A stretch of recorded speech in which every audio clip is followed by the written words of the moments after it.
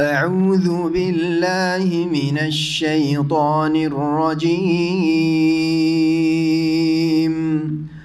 بسم الله الرحمن الرحيم. ألف لام ميم. ذلك الكتاب لا ريب فيه هدى للمتقين الذين يؤمنون بالغيب ويقيمون الصلاة ومما رزقناهم ينفقون والذين يؤمنون بما أنزل إليك وما أنزل من قبلك وبالآخرة هم يوقنون أولئك على هدى من ربهم وأولئك هم المفلحون إن الذين كفروا سواء عليهم أأنذرتهم أم لم تنذرهم سواء عليهم أأنذرتهم أم لم تنذرهم لا يؤمنون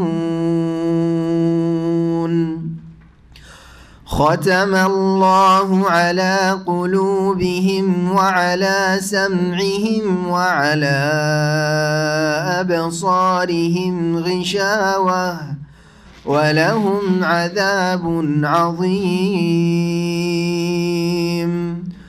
ومن الناس من يقول آمنا بالله وباليوم الآخر وما هم بمؤمنين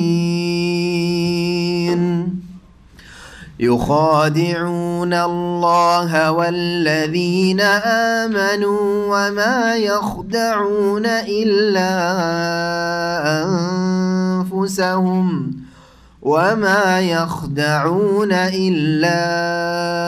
أنفسهم وما يشعرون في قلوبهم مرض فزادهم الله مرضا ولهم عذاب أليم بما كانوا يكذبون وإذا قيل لهم لا تفسدوا في الأرض قالوا إنما نحن مصلحون ألا إنهم هم المفسدون ولكن لا يشعرون وإذا قيل لهم آمنوا كما آمن الناس قالوا أنؤمن كما آمن السفهاء ألا إنهم هم السفهاء ولكن لا يعلمون وإذا لقوا الذين آمنوا قالوا آمنا وإذا خلوا إلى شياطينهم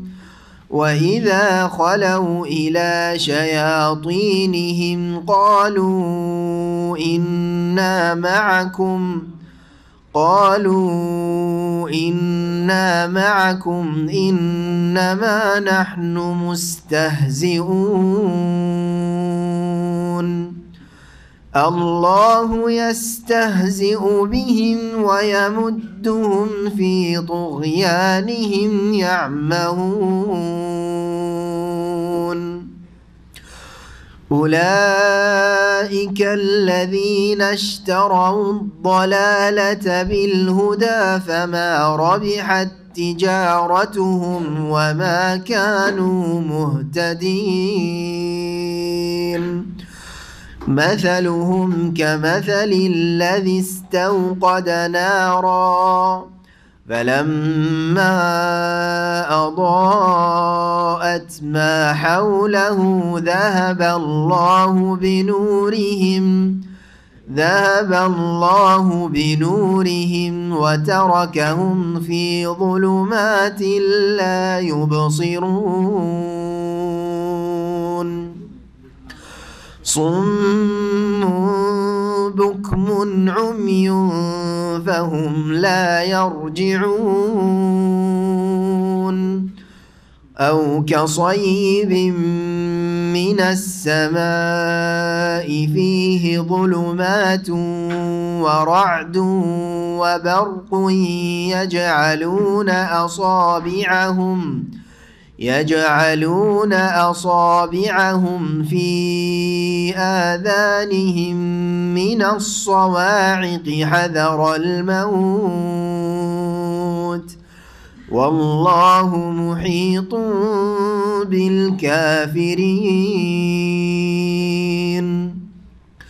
يكاد البرق يخطف أبصارهم كلما أضاء لهم مشوا فيه وإذا أظلم عليهم قاموا ولو شاء الله لذهب بسمعهم وأبصارهم إن الله على كل شيء قدير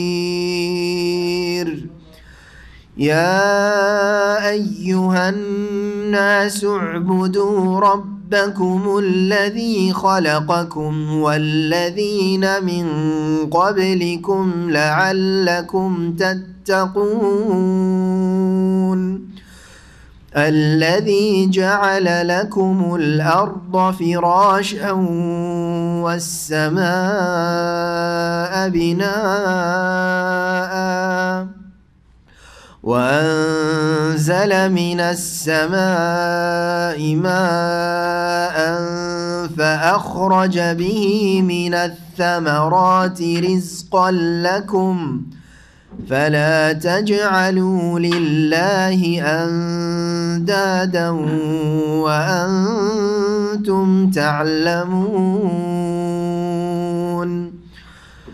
وإن كنتم في ريب مما نزلنا على عبدنا فأتوا بسورة من مثله وادعوا شهداءكم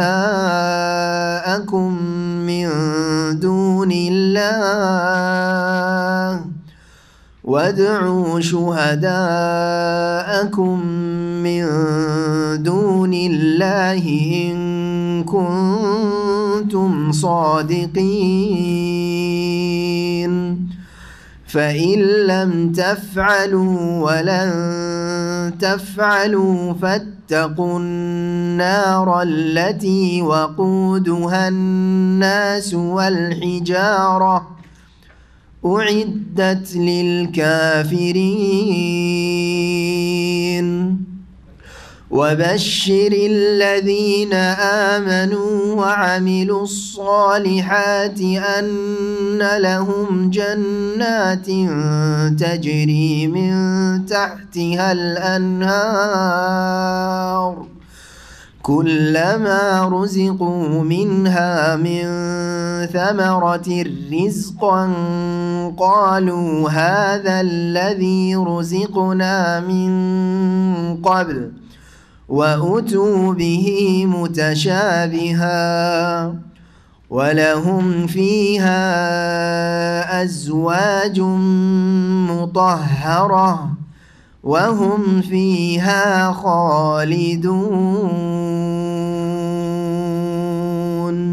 अस्सलामु अलैकुम वरहमतुल्लाहि वबरकातुह। इन्नल हम्दुलिल्लाह नहमदुहु व नस्तईनुहु व नस्तगफिरुहु व नऊज़ु बिल्लाहि मिन शुरूरि अनफुसिना व मिन सय्यिआति अमालिना। मन यहदिहिल्लाहु फला मुदिल्ल लहु व मन युद्लिल फला हादिय लहु व अशहदु अन ला इलाहा इल्लल्लाहु वहदहु ला शरीका लहु व अशहदु अन्न मुहम्मदन अब्दुहु व रसूलुहु सल्लल्लाहु तआला अलैहि व अला आलिहि व सहबिहि व सल्लम तस्लीमन कसीरा। या अय्युहल्लज़ीना आमनुत्तक़ुल्लाहा हक़्क़ तुक़ातिहि व ला तमूतुन्ना इल्ला व अंतुम मुस्लिमून। या अय्युहन्नासु इत्तक़ू रब्बकुमुल्लज़ी ख़लक़कुम मिन नफ़्सिन वाहिदा व ख़लक़ मिन्हा ज़ौजहा व बस्स मिन्हुमा रिजालन कसीरन व निसाअ वत्तक़ुल्लाहा अल्लज़ी तसाअलून बिही वल अर्हम इन्नल्लाहा काना अलैकुम रक़ीबा। या अय्युहल्लज़ीना आमनुत्तक़ुल्लाहा व क़ूलू क़ौलन सदीदा युस्लिह लकुम अअमालकुम व यग़फ़िर लकुम ज़ुनूबकुम व मन युतिइल्लाह व रसूलहु फ़क़द फ़ाज़ फ़ौज़न अज़ीमा। अम्मा बाद फ़इन्न ख़ैरल हदीस किताबुल्लाह व ख़ैरल हदी हदी मुहम्मदिन सल्लल्लाहु अलैहि वसल्लम व शर्रल उमूरि मुहदसातुहा व कुल्लु मुहदसतिन बिदअह व कुल्लु बिदअतिन दलाला व कुल्लु दलालतिन फ़िन्नार। अऊज़ु बिल्लाहि मिनश शैतानिर रजीम। बिस्मिल्लाहिर रहमानिर रहीम। अलिफ लाम मीम ज़ालिकल किताबु ला रैब फ़ीहि हुदल लिल मुत्तक़ीन अल्लज़ीना युमिनूना बिल गैब व युक़ीमूनस-सलाता व मिम्मा रज़क़नाहुम युनफ़िक़ून वल्लज़ीना युमिनूना बिमा उन्ज़िला इलैक व मा उन्ज़िला मिन क़ब्लिक व बिल आख़िरति हुम युक़िनून उलाइका अला हुदम मिर रब्बिहिम व उलाइका हुमुल मुफ़्लिहून। আল্লাহ রাব্বুল আলামিনের যাবতীয় প্রশংসা সুন্নতি খুতবাতুল হাজায় পেশ করেছি। তারপরে নবী মুহাম্মদুর রাসূলুল্লাহ সাল্লাল্লাহু আলাইহি সাল্লামের উপর সালাতু সালাম পেশ করেছি। আজকে আমাদের এই মুহররম মাস দ্বিতীয় তারিখ 1439 হিজরি, নতুন বছর হিজরি সাল শুরু হচ্ছে, যেটা হচ্ছে ইসলামিক তারিখ। এবং এই হিজরি সালের প্রথম মাস শুরু হচ্ছে, গতকালকে শুরু হয়েছে, ছিল 1 তারিখ বৃহস্পতিবার। আজকে শুক্রবার, মোবারক দিনে আমরা সবচেয়ে মোবারক কাজ শুরু করছি, তা হচ্ছে রব্বুল আলামিন যিনি সৃষ্টিকর্তা, যিনি সত্য মাবুদ, তার বাণী সম্পর্কে জ্ঞান অর্জন করা। এবং সবচাইতে উৎকৃষ্ট কাজ, সবচাইতে ভালো মানুষ ওই সব লোকেরা যারা কোরআন শিখে অথবা শেখায়। সম্মানিত ওই সব লোকেরা যারা আল্লাহ রাব্বুল আলামিনের কালামের সাথে, বাণীর সাথে, কথার সাথে সম্পর্ক রাখে, শেখার অথবা শিক্ষা দেওয়ার অথবা সেই কিতাবের যে কোনোভাবে সময় দিয়ে, ধন সম্পদ দিয়ে, বিদ্যা বুদ্ধি দিয়ে, সহযোগিতা দিয়ে, সাপোর্ট দিয়ে সাথে থাকে আল্লাহ রাব্বুল আলামিনের বাণীর সাথে। তারা সবচেয়ে ভালো মানুষ। খায়রুকুম মান তাআল্লামাল কুরআনা ওয়া আল্লামাহ। তোমাদের মধ্যে সবচেয়ে উৎকৃষ্ট উত্তম মানুষ, ভালো মানুষ যারা মান তাআল্লামাল কোরআন, কোরআন শিখে, কোরআন শিখে, ওয়া আল্লামাহ, এবং কোরআন শিখায়।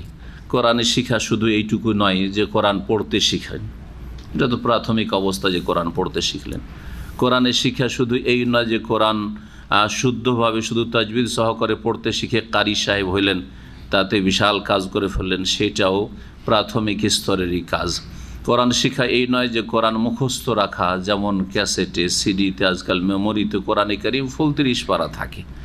শুধু কোরআন মুখস্থ করলেন, অর্থ বুঝলেন না, এটা কোরআন শিখা নয়।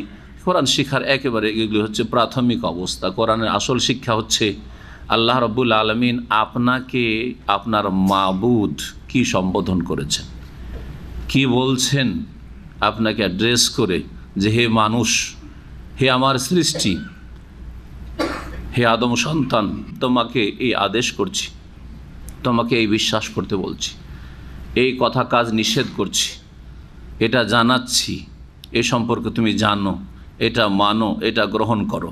হয় আদেশ হচ্ছে রব্বুল আলামিনের পক্ষ থেকে যা পালন করা আবশ্যক, অথবা নিষেধাজ্ঞা আসছে, যেসব নিষিদ্ধ কথা কাজ থেকে বিরত থাকা ফরজ আবশ্যক। সুতরাং এই নিয়তেই কোরআন শিখতে হবে যে কোরআনের অর্থ বুঝবো, অর্থ বোঝার পরে যেহেতু আল্লাহ রাব্বুল আলামিনের আদেশ অথবা নিষেধ, সুতরাং যা রাসূলুল্লাহ সাল্লাল্লাহু আলাইহি ওয়াসাল্লাম দিয়েছেন কোরআনে কারীমের আদেশ নিষেধ অথবা তার হাদিসে সেসব আদেশ নিষেধ বিস্তারিত এসেছে, যা কোরআনে সংক্ষেপে রয়েছে, তা পুরোপুরিভাবে মেনে চলব এই নিয়তে, এবং যত বেশি এর গভীরতায় যাবেন, গভীরভাবে কোরআন কারীমের অধ্যয়ন করবেন, তাদাব্বুর করবেন, তত বেশি আপনি কোরআনের সাথে সম্পর্কিত মানুষ হবেন, সবচাইতে উত্তম মানুষ হতে পারবেন। আল্লাহ যেন আমাদেরকে কবুল করেন এবং কোরআন কারীমের খাদেম হওয়ার তৌফিক দান করেন। সূরা বাকারার তাফসীর শুরু হবে প্রথম পর্ব। আজকে অনেক কথা বলার আছে, কারণ সূরা শুরু হচ্ছে কোরআন কারীমের সূরা ফাতিহার পরেই এই সূরা। প্রথম যে বিষয়টি আলোচনা করব সেটা হচ্ছে এই সূরার নাম এবং এই সূরা কোথায় নাযিল হয়েছে, আর তারপরে এই সূরার ফজিলত, আর তারপরে এই ফজিলত সম্পর্কে যে হাদিসগুলি বর্ণিত হয়েছে সেগুলির 2-3টি হাদিস, হয়তো অনেকগুলি হাদিস বর্ণিত হয়েছে, সেগুলি বর্ণনা করব, আর তারপরে তখন আমরা ধীরে ধীরে তাফসীর শুরু করব। প্রথম যে বিষয়টি সেটা হচ্ছে এই সূরার নাম। এই সূরার নাম হচ্ছে সূরা আল বাকারা, সূরাতুল বাকারা। বাকারা মানে হচ্ছে গাভী। এই সূরার নাম হচ্ছে গাভীর সূরা। গাভীর সূরা না আল্লাহ নাযিল করা সূরা? আল্লাহ নাযিল করা সূরা, তো গাভীর সূরা কেন? এমন সূরা যেই সূরায় গাভীর ঘটনা বর্ণনা করা হয়েছে। নবী করিম সাল্লাল্লাহু আলাইহি ওয়াসাল্লামের আমলে এবং সাহাবায়ে কেরামদের যুগে সূরাতুল বাকারা, সূরাত আল ইমরান, সূরাতুন নিসা এইভাবে বলা হইতো না। মুফাসসিরিনগণ লিখেছেন সে যুগে বলা হতো আস-সূরা আল্লাতী তুযকার ফিহি কিসসাতুল বাকারা বা তুযকারু আও যুকিরাত ফিহা আল বাকারা। এমন সূরা যাতে গাভীর আলোচনা এসছে, এমন সূরা যাতে গাভী ওয়ালাদের ঘটনা বর্ণনা করা হয়েছে, এমন সূরা যাতে ইমরান পরিবারের কাহিনী বর্ণনা করা হয়েছে, এমন সূরা যাতে নারী সংক্রান্ত মাসাইল বর্ণনা করা হয়েছে, এইভাবে তারা বলতেন। তারপরে ধীরে ধীরে সংক্ষেপ করে সূরাতুল বাকারা, সূরাতুল আল ইমরান, সূরাতুন নিসা, সূরাতুল মাইদা এইভাবে নামকরণ হয়েছে। এই সূরা মক্কি জীবনে নাযিল হয়েছে না মদিনায় নাযিল হয়েছে? এই সূরা সবাই একমত, ওলামায়ে কেরাম, মুফাসসিরিনগণ, যে মদিনার জীবনে নাযিল হয়েছে। মাদানী জীবন আর মক্কি জীবন বলতে কি বোঝায়? মক্কি জীবন, হিজরতের আগে যদি 13 বছরে নাযিল হয়ে থাকে তাহলে সেটা হচ্ছে মক্কি সূরা, সেটা মক্কায় নাযিল হোক অথবা কোনো বাইরে গিয়ে সফরে নাযিল হোক। যেমন নবী করিম সাল্লাল্লাহু আলাইহি ওয়াসাল্লাম মক্কা থেকে তায়েফ গিয়েছেন, তো এমন তো কোনো সূরা নেই যে তায়েফি আছে কি? সেটাও মক্কি সূরা, কারণ নবী সাল্লাল্লাহু আলাইহি ওয়াসাল্লামের মক্কার জীবনে নাযিল হয়েছে, হিজরতের আগে নাযিল, যখন তার বাড়ি ঘর পরিবার মক্কায় ছিল, তার কাছে ওহী আসতো মক্কি জীবনে ওই সময়। আর মাদানী সূরা মানে মদিনায় নাযিল হয়েছে না হিজরতের পরে নাযিল হয়েছে? হিজরতের পরে নাযিল, সেটা মদিনা শহরে হইতে পারে, আবার মদিনা শহরের বাইরেও হইতে পারে, আবার বদরের প্রান্তে গিয়ে হইতে পারে, সেটা ওহদে হইতে পারে, সেটা তাবুকের সফরে নাযিল হয়েছে মেলায়, সেটা হইতে পারে, অন্য কোনো জিহাদের সফরে অথবা হজ উমরার সফরে হইতে পারে। বিদায় হজে গিয়েছেন মক্কায়, আছেন আরাফায়, নাযিল হচ্ছে আলিয়াউমা আকমালতু লাকুম দীনাকুম ওয়া আতমামতু আলাইকুম নি'মাতি ওয়া রাদিতু লাকুমুল ইসলাম দীনা। মক্কি না মাদানী? মাদানী, অথচ নাযিল হচ্ছে কোথায়? মক্কায় নাযিল হচ্ছে। জি, এটি হচ্ছে সংজ্ঞার ক্ষেত্রে সঠিক কথা। বলছেন ইবনে কাসির রাহমাতুল্লাহ, ওয়াল বাকারাতু জামিউহা মাদানিয়াতুন বিলা খিলাফিন। সূরা বাকারার সবগুলি আয়াত মাদানী মানে মদিনার জীবনে নাযিল হয়েছে, যাতে কোনো ইখতিলাফ দ্বিমত নেই। এবং মদিনার একটা হচ্ছে শুরুকাল, একটা হচ্ছে মধ্যমকাল, একটা হচ্ছে শেষকাল। এখন যদি কেউ প্রশ্ন করে যে মদিনায় যাওয়ার পরে পরে নাযিল হয়েছে না মাঝামাঝিতে নাযিল হয়েছে 5ম, 6ম, 7ম হিজরিতে, আর না সে অন্তিমকালে শেষ জামানায় নবী সাল্লাল্লাহু আলাইহি ওয়াসাল্লামের বিদায় হজ বা ইন্তেকালের পূর্বে ওই সময় নাযিল হয়েছে। এই ক্ষেত্রে বলছেন যে মদিনার প্রথম দিকে, মদিনায় হিজরত করার পরে প্রথম দিকেই এই সূরা নাযিল হয়েছে। এই সূরায় জিহাদ ফি সাবিলিল্লাহ, সশস্ত্র লড়াইয়ের বিধান নাযিল হয়েছে, সেটা মদিনায় যাওয়ার পরে পরে নাযিল হয়েছে। তারপরে 2য় হিজরিতে বদরের প্রথম যুদ্ধ হয়েছে। তবে একটি আয়াত ব্যতিক্রম, গবেষক আলমাদের কাছে সূরায়ে বাকারার সবগুলি আয়াত মদিনার জীবনের প্রথম দিকে নাজেল হয়েছে, একটি আয়াত ছাড়া। ওই জন্য অনেকে ওই একটি আয়াতকে আলাদা করে না বর্ণনা করে সবগুলি প্রথম দিকে নাজেল হয়েছে লিখেছেন। কিন্তু এই আয়াতটি নবী করিম সাল্লাল্লাহু আলাইহি সাল্লামের উপর জীবনের একেবারে সব শেষে নাজেল হয়েছে। নবী সাল্লাল্লাহু আলাইহি সাল্লামের তিরোধানের, এন্তেকালের, মৃত্যু বলা বেয়াদবি নাই, এটা বেদাতীদের কথা। কারণ আল্লাহ কোরআনে কারিমে নবীর মৃত্যুর কথা বলেছেন, হ্যাঁ, আল্লাহর সাথে মোলাকাত করেছেন বলেন, আল্লাহর পেয়ারা হয়ে গেছেন বলেননি। এসব বেদাতীদের, হ্যাঁ, অতিভক্তি বেদাতির লক্ষণ। কোরআনে কারিমে আল্লাহ বলছেন ইন্নাকা মাইয়াতুন আফাই মাতা আও কুতিলা, হ্যাঁ, ওমা জাআলনা লিবাশারিম মিন ক্বাবলিকাল খুলদ আফাই মিত্তা। এগুলি কোরআনে কারিমের আয়াত। মওতের কথা শব্দ উল্লেখ করেছে নবী করিম সাল্লাল্লাহু আলাইহি সাল্লামের ক্ষেত্রে। কোরআনে বেয়াদবি শেখানো হয়েছে নাকি? হ্যাঁ, না আদব শেখানো হয়েছে? আদব আখলাক শেখানোর জন্যই তো কোরআন নাযিল হয়েছে। এই জন্য নবী সাল্লাল্লাহু আলাইহি সাল্লামের চরিত্রই ছিল আল কোরআন, কোরআনের বাস্তবায়ন। কোরআনের চাইতে ভালো চরিত্র পৃথিবীতে কেউ দিতেও পারে না, দেখাতেও পারে না। জি, প্র্যাকটিক্যাল করে মওত বলা হয়েছে। নবী সাল্লাল্লাহু আলাইহি ওয়াসাল্লাম ইন্তেকালের ৮০ বা ৮১ দিন পূর্বে এই আয়াত নাযিল হয়েছে। কি আয়াতটি? সূরা বাকারা আয়াত নম্বর ২৮১। ওয়াত্তাকু ইয়াওমান তুরজাউনা ফীহি ইলাল্লাহ, তোমরা সেই দিনকে ভয় করো, সেই দিনের যে পরিস্থিতি হবে, সেই পরিস্থিতি অবস্থাকে ভয় করো, সেই দিন যে তোমার দশা হবে, সেই দশা নিয়ে চিন্তা করো। তুরজাউনা ফীহি ইলাল্লাহ, যেই দিন তোমাদেরকে ফিরিয়ে নিয়ে আসা হবে, হাজির করা হবে আল্লাহর সামনে, আল্লাহর কাছে জবাবদিহি করতে হবে, আল্লাহর সামনে দাঁড়াতে হবে। সেই দিন সারা জীবনের হিসাব দিতে হবে তৌহিদের হিসাব দিতে হবে, সুন্নাহর হিসাব দিতে হবে, ৫ ওয়াক্ত ফরজ সালাত ঠিক ছিল কিনা প্রথম হিসাব দিতে হবে মুসলিমদেরকে, দিতে হবে সেদিন জাকাতের পয়সার হিসাব দিতে হবে, হালাল হারাম উপার্জনের হিসাব দিতে হবে সেই দিন, রোজা সিয়ামের হিসাব সারা জীবনের, হজের হিসাব, হ্যাঁ, কি করেছেন আর কোথায় আপনার যৌবন কোথায়, আপনার আয়ু কোথায় কেটেছে, আপনার পয়সা কোত্থেকে এসছে আর কোথায় সেটা ব্যয় হয়েছে, হ্যাঁ, আপনি কি শিখেছেন আর কি আমল করেছেন।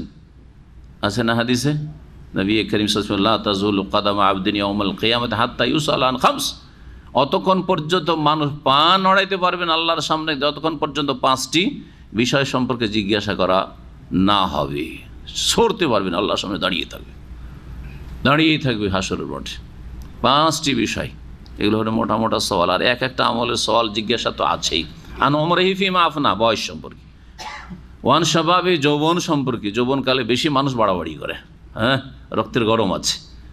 ফিমা আবল, কোথায় ক্ষয় করেছে। ওয়ান ইলমিহি মাজা আমেলা ফি, আর জ্ঞান সম্পর্কে, এলম শিখেছো আর আমল কি করেছো, শিখেছো কিনা প্রথম, আর শিখেছো তো আমল কি করেছো, না এলমের উল্টো আমল ছিল। অনেকে আছে বেআমল, জানে কিন্তু কে জানে না কোন মুসলিম যে 5 ওয়াক্ত নামাজ পড়ে না, শতকরা 95 থেকে 98 জন। জি, জিজ্ঞাসা করা হবে। ওয়ান মালিহি, পয়সা সম্পর্কে, মিন আইনা ইকতাসাব, কোথা থেকে উপার্জন, ওয়াফিমা আনফাকা, কোথায় খরচ। অনেকে উপার্জন ঠিক করেছে কিন্তু খরচ করে হারাম জায়গায়, অনেকেই খরচ করে ভালো জায়গায়, নিজের স্ত্রী ছেলে মেয়েকে খাওয়ায়, বাপ মাকে খাওয়ায়, কিন্তু হারাম উপার্জন। সওয়ালের জন্য জবাব প্রস্তুত রাখেন, আল্লাহ যেন তৌফিক দান করেন। এইরকমই আয়াতুর রিবা, সুদের আয়াতগুলি একটু বিলম্বে, সুদের বিধান, সুদ যে হারাম, আর এই সম্পর্কে যে আয়াতগুলি সূরা বাকারাতে রয়েছে বিলম্বে নাযিল হয়েছে, কোন কোন তাফসীরকারগণ উল্লেখ করেছেন। দ্বিতীয় যে বিষয়টি বলবো সেটা হচ্ছে সূরা বাকারার ফজিলত। সূরা বাকারার এত বেশি মহত্ব ফজিলত রয়েছে যা হাদিসে বর্ণিত হয়েছে, সহিহ হাদিস রয়েছে। 7টি হাদিস ইমাম ইবনে কাসির রাহমাতুল্লাহ আলাইহি শুধু সূরা বাকারার ফজিলত বর্ণনা করেছেন, আর 3টি হাদিস বর্ণনা করেছেন তিনি ইমাম ইবনে কাসির নিয়ে এসেছেন, যে হাদিসগুলিতে সূরা বাকারা এবং সূরা আলে ইমরান দুটোকে একসাথে ফজিলত বর্ণনা করা হয়েছে, দুটোর ফজিলত একসাথে বর্ণনা করা হয়েছে। তাহলে টোটাল 10টি হাদিস ইমাম ইবনে কাসির তাফসীর ইবনে কাসিরে বর্ণনা করেছেন যা আমাদের সামনে রয়েছে। তার মধ্যে 2-3টি হাদিস আমরা আলোচনা করি। প্রথম হাদিস মুসনাদ আহমদ এবং সহিহ মুসলিমে রয়েছে, তিরমিজি নাসাইতে রয়েছে, আবু হুরায়রা রাদিয়াল্লাহু তাআলা আনহু থেকে বর্ণিত, আন্না রাসূলুল্লাহ সাল্লাল্লাহু আলাইহি ওয়াসাল্লাম রাসূলুল্লাহ সাল্লাল্লাহু আলাইহি ওয়াসাল্লাম বলেছেন, লা তাজআলু বুয়ুতাকুম কুবুরা, তোমরা তোমাদের ঘরগুলিকে, বাড়িগুলিকে কবরে পরিণত করিও না। কবরে পরিণত করিও না এর মানে কি? বাড়িগুলিকে কবরে পরিণত করিও না এর মানে কি? কবরে ওপর যেমন নামাজ পড়া যায় না বা কবরকে সামনে করে নামাজ পড়া হারাম, ঠিক তেমনই তোমরা কবরের মতো করে দিও না যে বাড়িতে তোমাদের না কোনো সুন্নাত আছে, না বেতর আছে, না নফল আছে, না তাহাজ্জুদ আছে, না সলাতুদ দুহা আছে। যেমন আজকালকার সিংহভাগ মুসলিমদের যদি নামাজ পড়ে, সুন্নাত, নফল, ফরজ, বেতর সব কিছু সুন্নাতে রাতে বা মুআক্কাদা, গैर মুআক্কাদা যা কিছু আছে সব কোথায় পড়বে? মসজিদে। এশার আল্লাহ দিলেন 4 ফরজ, নবী সাল্লাল্লাহু আলাইহি ওয়াসাল্লামের সুন্নাত 2 সুন্নাতে রাতে বা 1 রাকাত বেতর, অথবা 3, 5, 7 নয় 1 রাকাত বেতর যদি হতো 7 রাকাতে যত 17 রাকাত নামাজ পড়বে, সবগুলি নামাজ এশায় গিয়ে মসজিদে দেখাবে, মসজিদে দেখাবে। এই 17-র মধ্যে তাদের করছে তাহিয়াতুল মসজিদ নেই, কারণ তাহিয়াতুল মসজিদ তাদের কাছে মৃত সুন্নাত। 17 রাকাত ছাড়া তাহলে যদি সুন্নতি এই নামাজ ধরা হয় তাহিয়াতুল মসজিদ, তাহলে কত হয়? 19 হয়। হ্যাঁ, তাহিয়াতুল ওযু যদি ধরা হয় তাহলে 21 হয়। যদি কেউ এরকম করে পড়ে, এক শ্রেণীর লোকেরা ফরজ নফলে কোনো পার্থক্য করে না, নফলটাও তাদের কাছে ফরজ, মুখে বলছে নাম নফল কিন্তু বাধ্যতামূলক। এই লোকেরা নামাজ পড়ে না, মাত্র 7 রাকাত নামাজ পড়ে, হ্যাঁ ফরজ পড়ে টান দেয়, চরম অপরাধ করে দিয়েছে। অথচ যেই লোক এর সাথে হয়তো 17 রাকাত পড়ছে, ফজরের 2 রাকাত ফরজও পড়ে না, তখন কুফরি করে দিল জেহালতের কারণে, বুঝেই না যে আমার ইসলাম টিকলো না, যে 17 পড়েও কোনো কাজ হলো না, যেহেতু ফজরের মাত্র 2 রাকাত ফরজটা পড়িনি সেই জন্য। ইসলামকে ঠিকভাবে বুঝতে হবে, ফরজ 17 রাকাত আগে ঠিক রাখতে হবে, হ্যাঁ, তাহলে সর্বনিম্ন পাস করা মুসলিম 33 মার্ক বলা। আর তারপরে মার্ক বেশি চান না, স্কুল কলেজে মাদ্রাসায় যেমন কিছু ওই রকমের ড্যামেজ ছাত্র আছে, হ্যাঁ, তারা পাশ করার চিন্তায় ফিকিরে শুধু থাকে। যেই দিন পরীক্ষায় 33 নম্বরের উত্তর দিয়ে দিয়েছে, কাজ হয়ে গেছে, আজকে পাশ করে নিয়েছি, আছে না? নেই? আমাদের সাথে অনেক ছিল এরকম। আর কিছু ছেলে আছে, হ্যাঁ, যারা 100-তে যদি 1টা নম্বর কেটে যায়, সারা দিন সে বিষাবে, কষ্ট পাবে। 1-2টা নম্বর ছুটে গেছে, বা এক্সেলেন্ট হইতে পারেন, মমতাজ হইতে পারেননি, সেই জন্য পেরেশানির শেষ নেই, তার চিন্তার শেষ নেই, হাই কি করলাম, আজকে ওর চাইতে 1 নম্বর কমে গেছে আমার। তো আপনি কোন ধরনের মুসলমান হবেন আপনি পরে বুঝেন, কিন্তু আগে কমপক্ষে আপনাকে পাশের চিন্তা রাখতে হবে। তোমরা তোমাদের বাড়িগুলিকে কবর বানায় না, মানে কবরে যেমন নামাজ হয় না, তোমাদের বাড়িতে কোনো নামাজই হয় না, তাহলে তো শয়তান সেখানে বিস্তার লাভ করবে, শয়তান সেখানে ছেয়ে যাবে। তোমাদের সাথে শয়তানও বসবাস করে, তোমরাও শুইছো, শয়তানও শুইবে। তোমরা খাওয়া দাওয়া করছো, শয়তানও তোমাদের বাড়িতে খাওয়া দাওয়া করবে। হ্যাঁ, তোমরা চলাফেরা করছো, বাড়িতে উঠা বসা করছো, শয়তানও উঠা বসা করবে। সুতরাং শয়তান তোমাদের কল্যাণ চাইবে না, তোমাদের দিনের ক্ষতি করবে, ঈমান আমলের ক্ষতি করবে। ফজরের সময় লম্বা ঘুমে দিয়ে দিবে যে শুয়ে থাক আলাইকা লাইলুন তাবিল, এখন লম্বা রাত আছে, আজান তো হইল, এখন 25-30 মিনিট পরে একামত শুরু হবে, দিবে আরেকবার লম্বা টানে ঘুমিয়ে, তাই না? এছাড়া দুনিয়ার ক্ষতি করবে, আপনার স্ত্রীর ক্ষতি করবে, আপনার ছেলেমেয়ের ক্ষতি করবে, আপনার শারীরিকভাবে ক্ষতি করবে, মানসিকভাবে ক্ষতিগ্রস্ত করবে। জিন বিস্তার লাভ করে, জিন শয়তান বিস্তার লাভ করবে। সুতরাং মাঝে মাঝে নামাজ পড়ুন, ফরজ নামাজটা পড়ে এসে সুন্নতগুলি বাড়িতে পড়েন, তাহাজ্জুদ পড়েন। যারা তাহাজ্জুদ পড়েন না, সালাতুদ দুহা পড়েন না, তো সুন্নতগুলি তো কমপক্ষে বাড়িতে পড়েন। তাতে হবে কি, বাড়িগুলি আবাদ হবে, বাড়ির ঘরগুলি আবাদ হবে, শয়তান বিতাড়িত হবে। এবং কোরআন তেলাওয়াত করেন বাড়িতে, সকাল সন্ধ্যা তেলাওয়াত করেন। এই না যে এত ঠগ নয় যে আজকালকার রেকর্ডিংয়ের যুগে টিভিতে কোরআন লাগানো আছে, প্রথম সকালবেলা উঠে দিল টিভিতে কোরআন চালিয়ে, করছে না? আবার শুয়ারা এখানে একটু কোরআন চালিয়ে দিল, সকাল বিকাল তো কোরআন তেলাওয়াত বাড়িতে হচ্ছে। আর বাবু ফেসবুক আর নেট নিয়ে পড়ে আছে, ওর বাড়িতে শুধু তেলাওয়াত হচ্ছে। দোকানদাররা তাই করছে, দোকান খুলে মুসলিম, সেলুন খুলে, হ্যাঁ সেলুন খুলে প্রথম কোরআন চালাচ্ছে, তারপরে নোংরা ফিল্ম সারাদিন। হ্যাঁ, মুসলিম দেশের যে প্রচার মাধ্যমগুলি সকালবেলা কিছু কোরআন তেলাওয়াতকারী সাহেবদের, আর রাত্রে গভীর রাতে তখন আবার তেলাওয়াত শুরু হলো। আর সারাদিন ফিল্ম, নোংরা ছবি আর মানুষের চরিত্রকে ধ্বংসকারী সেসব দৃশ্য সব কিছুই দেখাচ্ছে। বুঝতে পারছেন? এগুলো ইসলাম নয়, আসলে এগুলি ফ্যাশনেবল ইসলাম, আজকাল মডার্ন ইসলাম হয়েছে। ইসলামে কিছু আছে, পোশাক টোশাক ইসলামের আচার, ভিতরে ইসলাম নেই, ভিতরে সব জাহিলিয়াত। বড় লা তাজালু বুয়ুতাকুম কবরা, তোমাদের বাড়িগুলিকে কবরে পরিণত করিও না, তোমাদের বাড়িগুলিকে কবরে পরিণত করিও না। এটা হচ্ছে প্রসিদ্ধ অর্থ। আর একটা অর্থ এর কোনো ভাষ্যকাররা করেছে, তোমাদের বাড়িগুলিকে কবরে পরিণত করিও না মানে তোমাদের বাড়ি ঘরে ভিটে মাটিতে কবর দিও না। অনেকে আছেন এই বেদাতি কাজ করেন, বাপকে এত ভালোবাসে, মাকে এত ভালোবাসে, ওই গোরস্থানে কবর দিতে যাব, নিজের জমি জায়গা নেই, দিল ভিটে মাটিতে এখানে কবর। আর কবর দেওয়ার পরে কিছুদিন পরে বলছে জমির জায়গার দাম তো অনেক বেড়ে গেছে আজকাল, বলছে না এখন কি করে ফতোয়া জিজ্ঞেস করছে, আমার মায়ের কবর, বাপের কবর বা সিঁড়ি বানাইতে পারবো কিনা, হ্যাঁ এই করতে পারবো কিনা, সেই করতে পারবো কিনা, এখন ওখানে একটা ঘর দিতে চাইছি, বা ঘরের এক কোণাতে একটা কবর, হ্যাঁ বাড়ির পাশেই কবর ইত্যাদি। পেশাব পায়খানা ছেলে মেয়েরা, নাবালক নাবালিকারা সব ওই কবরের উপর করছে, হাঁটছে ওর উপর দিয়ে। গরু ছাগল মানুষ কবরের উপরে চড়া হারাম, নিষেধ, সব পাপগুলি করছে এইসব কারণে। তো তোমাদের বাড়িগুলিকে কবরে, বাড়িকে, নিজের বাড়িকে যদি কবরে পরিণত না করা যায়, মানে কবর না দেওয়া যায়, তো মসজিদে কবর দেওয়া যাবে, মসজিদের বারান্দায় কবর দেওয়া যাবে? এটা তো ইসলামের কথা না, এটা কাজী নজরুলের কথা। কারণ সে ইসলাম বুঝতো না, সেই জন্য বাংলা ভাষা বুঝতো, কবি হয়েছে, কিন্তু ইসলাম বুঝতো না। মসজিদের পাশে আমার কবর দিও ভাই, মুয়াজ্জিনের আজান যেন আমি শুনতে পাই। হ্যাঁ, এই ইসলাম পালন করছে বাঙালি জাতি, যার ফলে তাদের মসজিদে কবর, মসজিদের বারান্দায় কবর। আল্লাহ যেন হেদায়েত দান করে। ফাইনাল বাইতাল্লাযী তুকরা ফীহি সূরাতুল বাকারা, কারণ যেই বাড়িতে সূরা বাকারার তিলাওয়াত হয়, লা ইয়াদখুলুহু শাইতান, শয়তান সেই বাড়িতে ঢুকতেই পারে না, ঢুকতেই পারবে না, ক্ষতি করা তো দূরের কথা। শয়তান যদি না ঢুকতে পারে, যখন দিন, যদি আমরা অনেকে দিনের ক্ষেত্রে গরজ করি না, কিন্তু দুনিয়া কিন্তু তারা বেশি গরজ করে।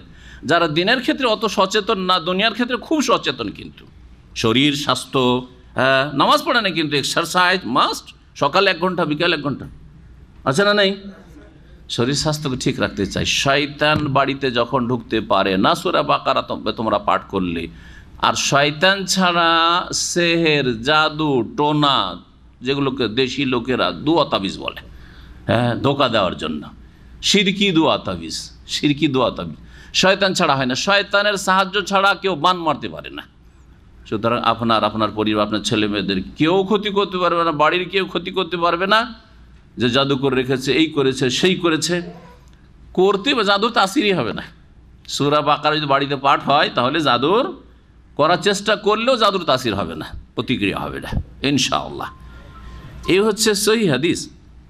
যে কোনো সূরা পাঠ করতে পারেন, কিন্তু বিশেষভাবে সূরা বাকারা এই ফজিলত। সূরা বাকারা সম্পর্কে দ্বিতীয় আরেকটি ফজিলতের হাদিস ইমাম নাসাই বর্ণনা করেছেন। হ্যাঁ, তাতে বলছেন যে আব্দুল মাসউদ রাদিয়াল্লাহু তাআলা আনহু বর্ণনা করেছেন, ক্বালা রাসূলুল্লাহ সাল্লাল্লাহু আলাইহি ওয়াসাল্লাম, ইন্নাশ শাইতান ইয়াফিররু মিনাল বাইতিল্লাযী ইউসমা ফি সূরাতুল বাকারা, যেই বাড়ি থেকে সূরা বাকারার ধ্বনি শোনা হয়, তেলাওয়াত শোনা হয়, সেই বাড়ি থেকে শয়তান পালায়ন করে, শয়তান পালিয়ে যায়। বরং ইমাম দারমি হাদিসে আরও অতিরিক্ত বর্ণনা করেছেন, মামিন বাইতিন তুকরা ফিহি সূরাতুল বাকারা, যে কোনো বাড়িতে যখন সূরা বাকারা পাঠ করা হয়, ইল্লা খারাজা মিনহু শাইতান ওয়া লাহু দুরাতুন, তখন শয়তান সেই বাড়ি থেকে বেরিয়ে পড়ে, পালাতে শুরু করে, কি করতে করতে, বায়ু ছাড়তে ছাড়তে। যেমন আজান শুনলে জোরে বায়ু ছেড়ে পালায়, ঠিক তেমনি সূরা বাকারা তেলাওয়াত হলে সেই বাড়ি থেকে বায়ু ছেড়ে পালায়। মানুষ যখন জোরে দৌড় দেয়, তখন পেটে যদি গ্যাস ফ্যাস থাকে বের হয়, বোঝা গেছে না? তো কত জোরে যে শয়তান দৌড় দেয় যে ওর সব বায়ু বেরোতে থাকে। তারপরে ভয়ও এরকম হয়, ভয়ে অনেকের পেশাব পায়খানা হয়ে যায়, জানা আছে কি নেই? জীবনে কোনো দিন পুলিশ দেখেনি, হ্যাঁ দারোগা পুলিশ দেখেনি, এসছে বাড়িতে, অথবা এরকম কিছু হয়েছে, বা ডাকাত জীবনে দেখেনি, বাড়িতে ডাকাতের সামনে পেশাব পায়খানা করে দেয়, করে না? জি হ্যাঁ। তো শয়তানের অবস্থাটা ওই রকমই হয় সূরা বাকারা তেলাওয়াত হইলে বাড়িতে। সূরা বাকারার ফজিলত সম্পর্কে আরও অনেক হাদিস রয়েছে। আর একটি হাদিস শোনাই, যাতে সূরা বাকারার আর একটি ফজিলত কথা বলা হয়েছে, যে সেহর জাদুর কথা বলছিলাম, সেটা হাদিস আছে। আব্দুল্লাহ বিন বুরাইদা তার পিতা বুরাইদা রাদিয়াল্লাহু তাআলা বর্ণনা করেছেন, কুনতু জালিসান ইনদান নবী সাল্লাল্লাহু আলাইহি ওয়াসাল্লাম, আমি নবী সাল্লাল্লাহু আলাইহি ওয়াসাল্লামের কাছে বসেছি, ফাসামিউতুহু ইয়াকুল, তিনি বললেন, তাআল্লামু সূরাতাল বাকারা, তোমরা সূরা বাকারা শিখো। তাহলে সূরা বাকারা শুধু পড়লে হবে না বা চালাইলে হবে না, টিভিতে অথবা আপনার রেকর্ড করে রেখেছেন অথবা রেডিওতে। ফাইন আখযাহা বারাকা, সূরা বাকারা শিখতে হবে, সূরা বাকারা তেলাওয়াত শিখতে হবে, অর্থ জানার চেষ্টা। সূরা বাকারার অর্থ জানলে অনেক ইসলামের বিধিবিধান কোরআন থেকে জানতে পারবেন। কোরআনে 500-র বেশি আয়াত আছে, যে আয়াতগুলিকে বলা হয় আয়াতুল আহকাম। আয়াতুল আহকাম মানে বিধিবিধান সম্বলিত, মাসলা মাসাইল সম্বলিত আয়াত। সেই আয়াতের অধিকাংশ আয়াতগুলি সূরা বাকারাতে আছে। এতে আছে হজের বিধান, সিয়াম রোজার বিধান, এইরকম বহু বিধানই রয়েছে যেগুলি আসবে, জিহাদের বিধান, ঋণ করজের বিধিবিধান, লেখাপড়া করে রাখেন, ইত্যাদি ইত্যাদি। বলছেন যে বসেছিলেন নবী সাল্লাল্লাহু আলাইহি ওয়াসাল্লামের কাছে, শুনলাম, তাআল্লামু সূরাতাল বাকারা, তোমরা সূরা বাকারা শিখো। ফাইন আখযাহা বারাকা, যারা সূরা বাকারা গ্রহণ করে, শিখলো, পড়তে শিখলো, শুদ্ধ পড়তে শিখলো, মুখস্থ করলো, অর্থ বোঝার চেষ্টা করলো, যে যতটা কোর্স করতে পারে তার তত বেশি বরকত হবে কি না? যে প্রাথমিক তো প্রাথমিক বরকত, হ্যাঁ, যে অনেকটা অ্যাডভান্স তার অ্যাডভান্স বরকত। সূরা বাকারা গ্রহণ করলে কি হয়? বরকত হয়, বারাকা হয়। ওয়াতারকাহা হাসারা, আর যদি সূরা বাকারাকে কেউ উপেক্ষা করে, বাড়িতে মাস সূরা বাকারা তেলাওয়াত হয় না, নিজে সূরা বাকারা পড়ে না, সূরা বাকারা মুখস্থ নেই, সূরা বাকারা অর্থ বুঝে না পড়লেও, তাহলে সেটা তার জন্য আক্ষেপের কারণ হবে। এমন এক সময় আসবে যখন বড় আক্ষেপ করবে যে এইসব মানুষরা সূরা বাকারার এত ফজিলত হাসিল করেছে, এত নেকি হাসিল করেছে, নেকির পাহাড় তাদের, আর আমার কাছে জিরো, কিছুই নেই। বড় আক্ষেপ, আফসোস হবে। ওয়ালা তাস্তাতিউ আল বাতালা, এবং সূরা বাকারার সামনে জাদুকররা টিকতে পারবে না। আল বাতালা মানে আস-সাহারা, বাতিলপন্থী। বাতিলপন্থী জাদুকর যারা, তারা সূরা বাকারার সামনে টিকতে পারবে না। তারপরে সূরা বাকারা আলে ইমরানের ফজিলত বর্ণনা করেছেন, সময়ের স্বল্পতার জন্য ছেড়ে দিচ্ছি। সূরা বাকারা যাদের মুখস্থ থাকতো সাহাবায়ে কেরামদের, আর সাহাবায়ে কেরামদের মুখস্থ মানে তারা অর্থ বুঝতেন কিনা? তাদের মাতৃভাষায়, হ্যাঁ, তাদের মাতৃভাষায় পুরোপুরি বুঝতেন। আজকালকার আরবদের মতো না, আজকালকার আরবরা অনেকটাই বুঝে না, সামান্য কিছু বুঝে। কথা বুঝতে পারছেন না? কারণ 1400 বছরে ভাষার পরিবর্তন ঘটেছে। পুরাতন অনেক আরবিগুলি তারা নিজের মাতৃভাষায় ব্যবহার করেন না, তারপরে শুদ্ধ ভাষায় কথা বলেন না, তাদেরও আঞ্চলিকতা চলে এসছে ভাষায়। যেমন বাংলার আঞ্চলিকতা, বাংলার খিচড়ি করে ফেলেছেন অনেকেই, শুদ্ধ ভাষা বুঝেন না, আর বুঝলেও বলেন না, হ্যাঁ, বুঝলেও বলেন না, অনেকে বলতেই পারেন না। ঠিক তেমনি অনেক আরবরা আছে শুদ্ধ ভাষা বলতে পারে না, শুদ্ধ ভাষা বলতে পারে না, আমাদের সাথে কথা বলতে গিয়ে শুদ্ধ ভাষা বলতে পারে না, কারণ আমরা শুদ্ধ আরবিতে কথা বলি। তখন দেখে যে এ তো অনারব বিদেশি, তখন ফি মাফি করা শুরু করে আপনাদের মতো। যেমন আপনাদেরকে ফি মানে আছে, ফি মানে মধ্যে, হ্যাঁ, মাফি মানে নেই, তো এইসব আরবি বলতে লাগে। তখন একটু তাদেরকে ধমক দিই, বলি তাকাল্লাম বিল আরবিয়া, আরবি ভাষায় কথা বলো। তখন চেষ্টা করে, একটু চেষ্টা করার পরে বলতে পারে না।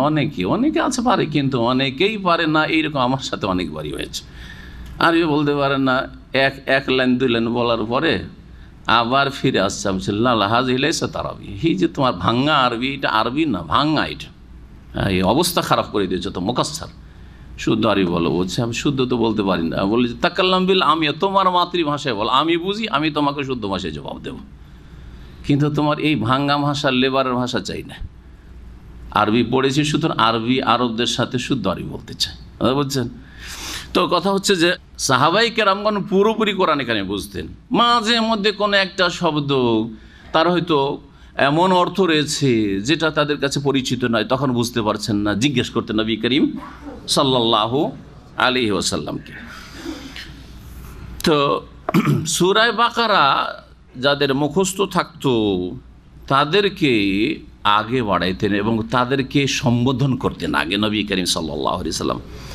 এই মর্মে একটি বিষয় বর্ণনা করি নবী করিম সাল্লাল্লাহু আলাইহি ওয়াসাল্লাম একবার সাহাবায়ে কেরামদের মাঝে দেখলেন যে তারা একটু পিছপা হয়ে আছে, কোনো কাজে এগিয়ে আসতে হবে, দেখছেন পেছন দিকে, যেমন মসজিদে ধরেন পিছন দিকে, এইরকম কোনো কাজের ক্ষেত্রে দেখছেন পিছিয়ে আছেন, তা কোরআন ফাকালা বললেন, ইয়া আসহাবা সূরাতিল বাকারা, হে সূরা বাকারাওয়ালারা, হে সূরা বাকারাওয়ালারা, ওয়া আযুন্নু হাযা কানা ইয়াওমা হুনাইনিন। ইমাম ইবনে কাসির বলছেন যে এইরকম একটা ঘটনা হুনাইনের যুদ্ধে ঘটেছিল। হ্যাঁ, হুনাইনের যুদ্ধে যখন তীর বর্ষণ শুরু হইল, হাওয়াজান গোত্রের লোকেরা তীর চালাতে খুব পারদর্শী ছিল, এমন তীর মশলধারে বৃষ্টির মতো তীর বর্ষণ শুরু হইল, তখন হতভম্ব হয়ে অধিকাংশ লোকেই ছত্রভঙ্গ হয়ে পালায়ন করেছিল। বিশেষ করে এই ক্ষেত্রে যারা নিউ মুসলিম ছিল, নতুন নতুন মুসলমান হয়েছিল, মক্কা বিজয় হয়েছে, তারপরে হুনাইনের যুদ্ধ, মক্কা বিজয় হয়েছে, অনেকে ইসলাম গ্রহণ করে 2 দিন 3 দিন 4 দিন হয়নি আর চলে গেছে। নবী সাল্লাল্লাহু আলাইহি ওয়াসাল্লাম হুনাইনের যুদ্ধে যাচ্ছেন, আমরাও যাই, চলে তো গেছে, কিন্তু তীর যখন পড়তে লেগেছে ঈমান তার অত মজবুত হয়নি। হ্যাঁ, আজকালকার জন্মসূত্রে 80 বছর 70 বছর বয়স, ঈমান এমন দুর্বল যে ও 5 টাকাতে বিক্রি করে দিবে। কথা বুঝতে পেরেছেন? 5 টাকা যদি গাড়ি ধোয়ার দেয় তো নামাজ বিক্রি করে দিবে।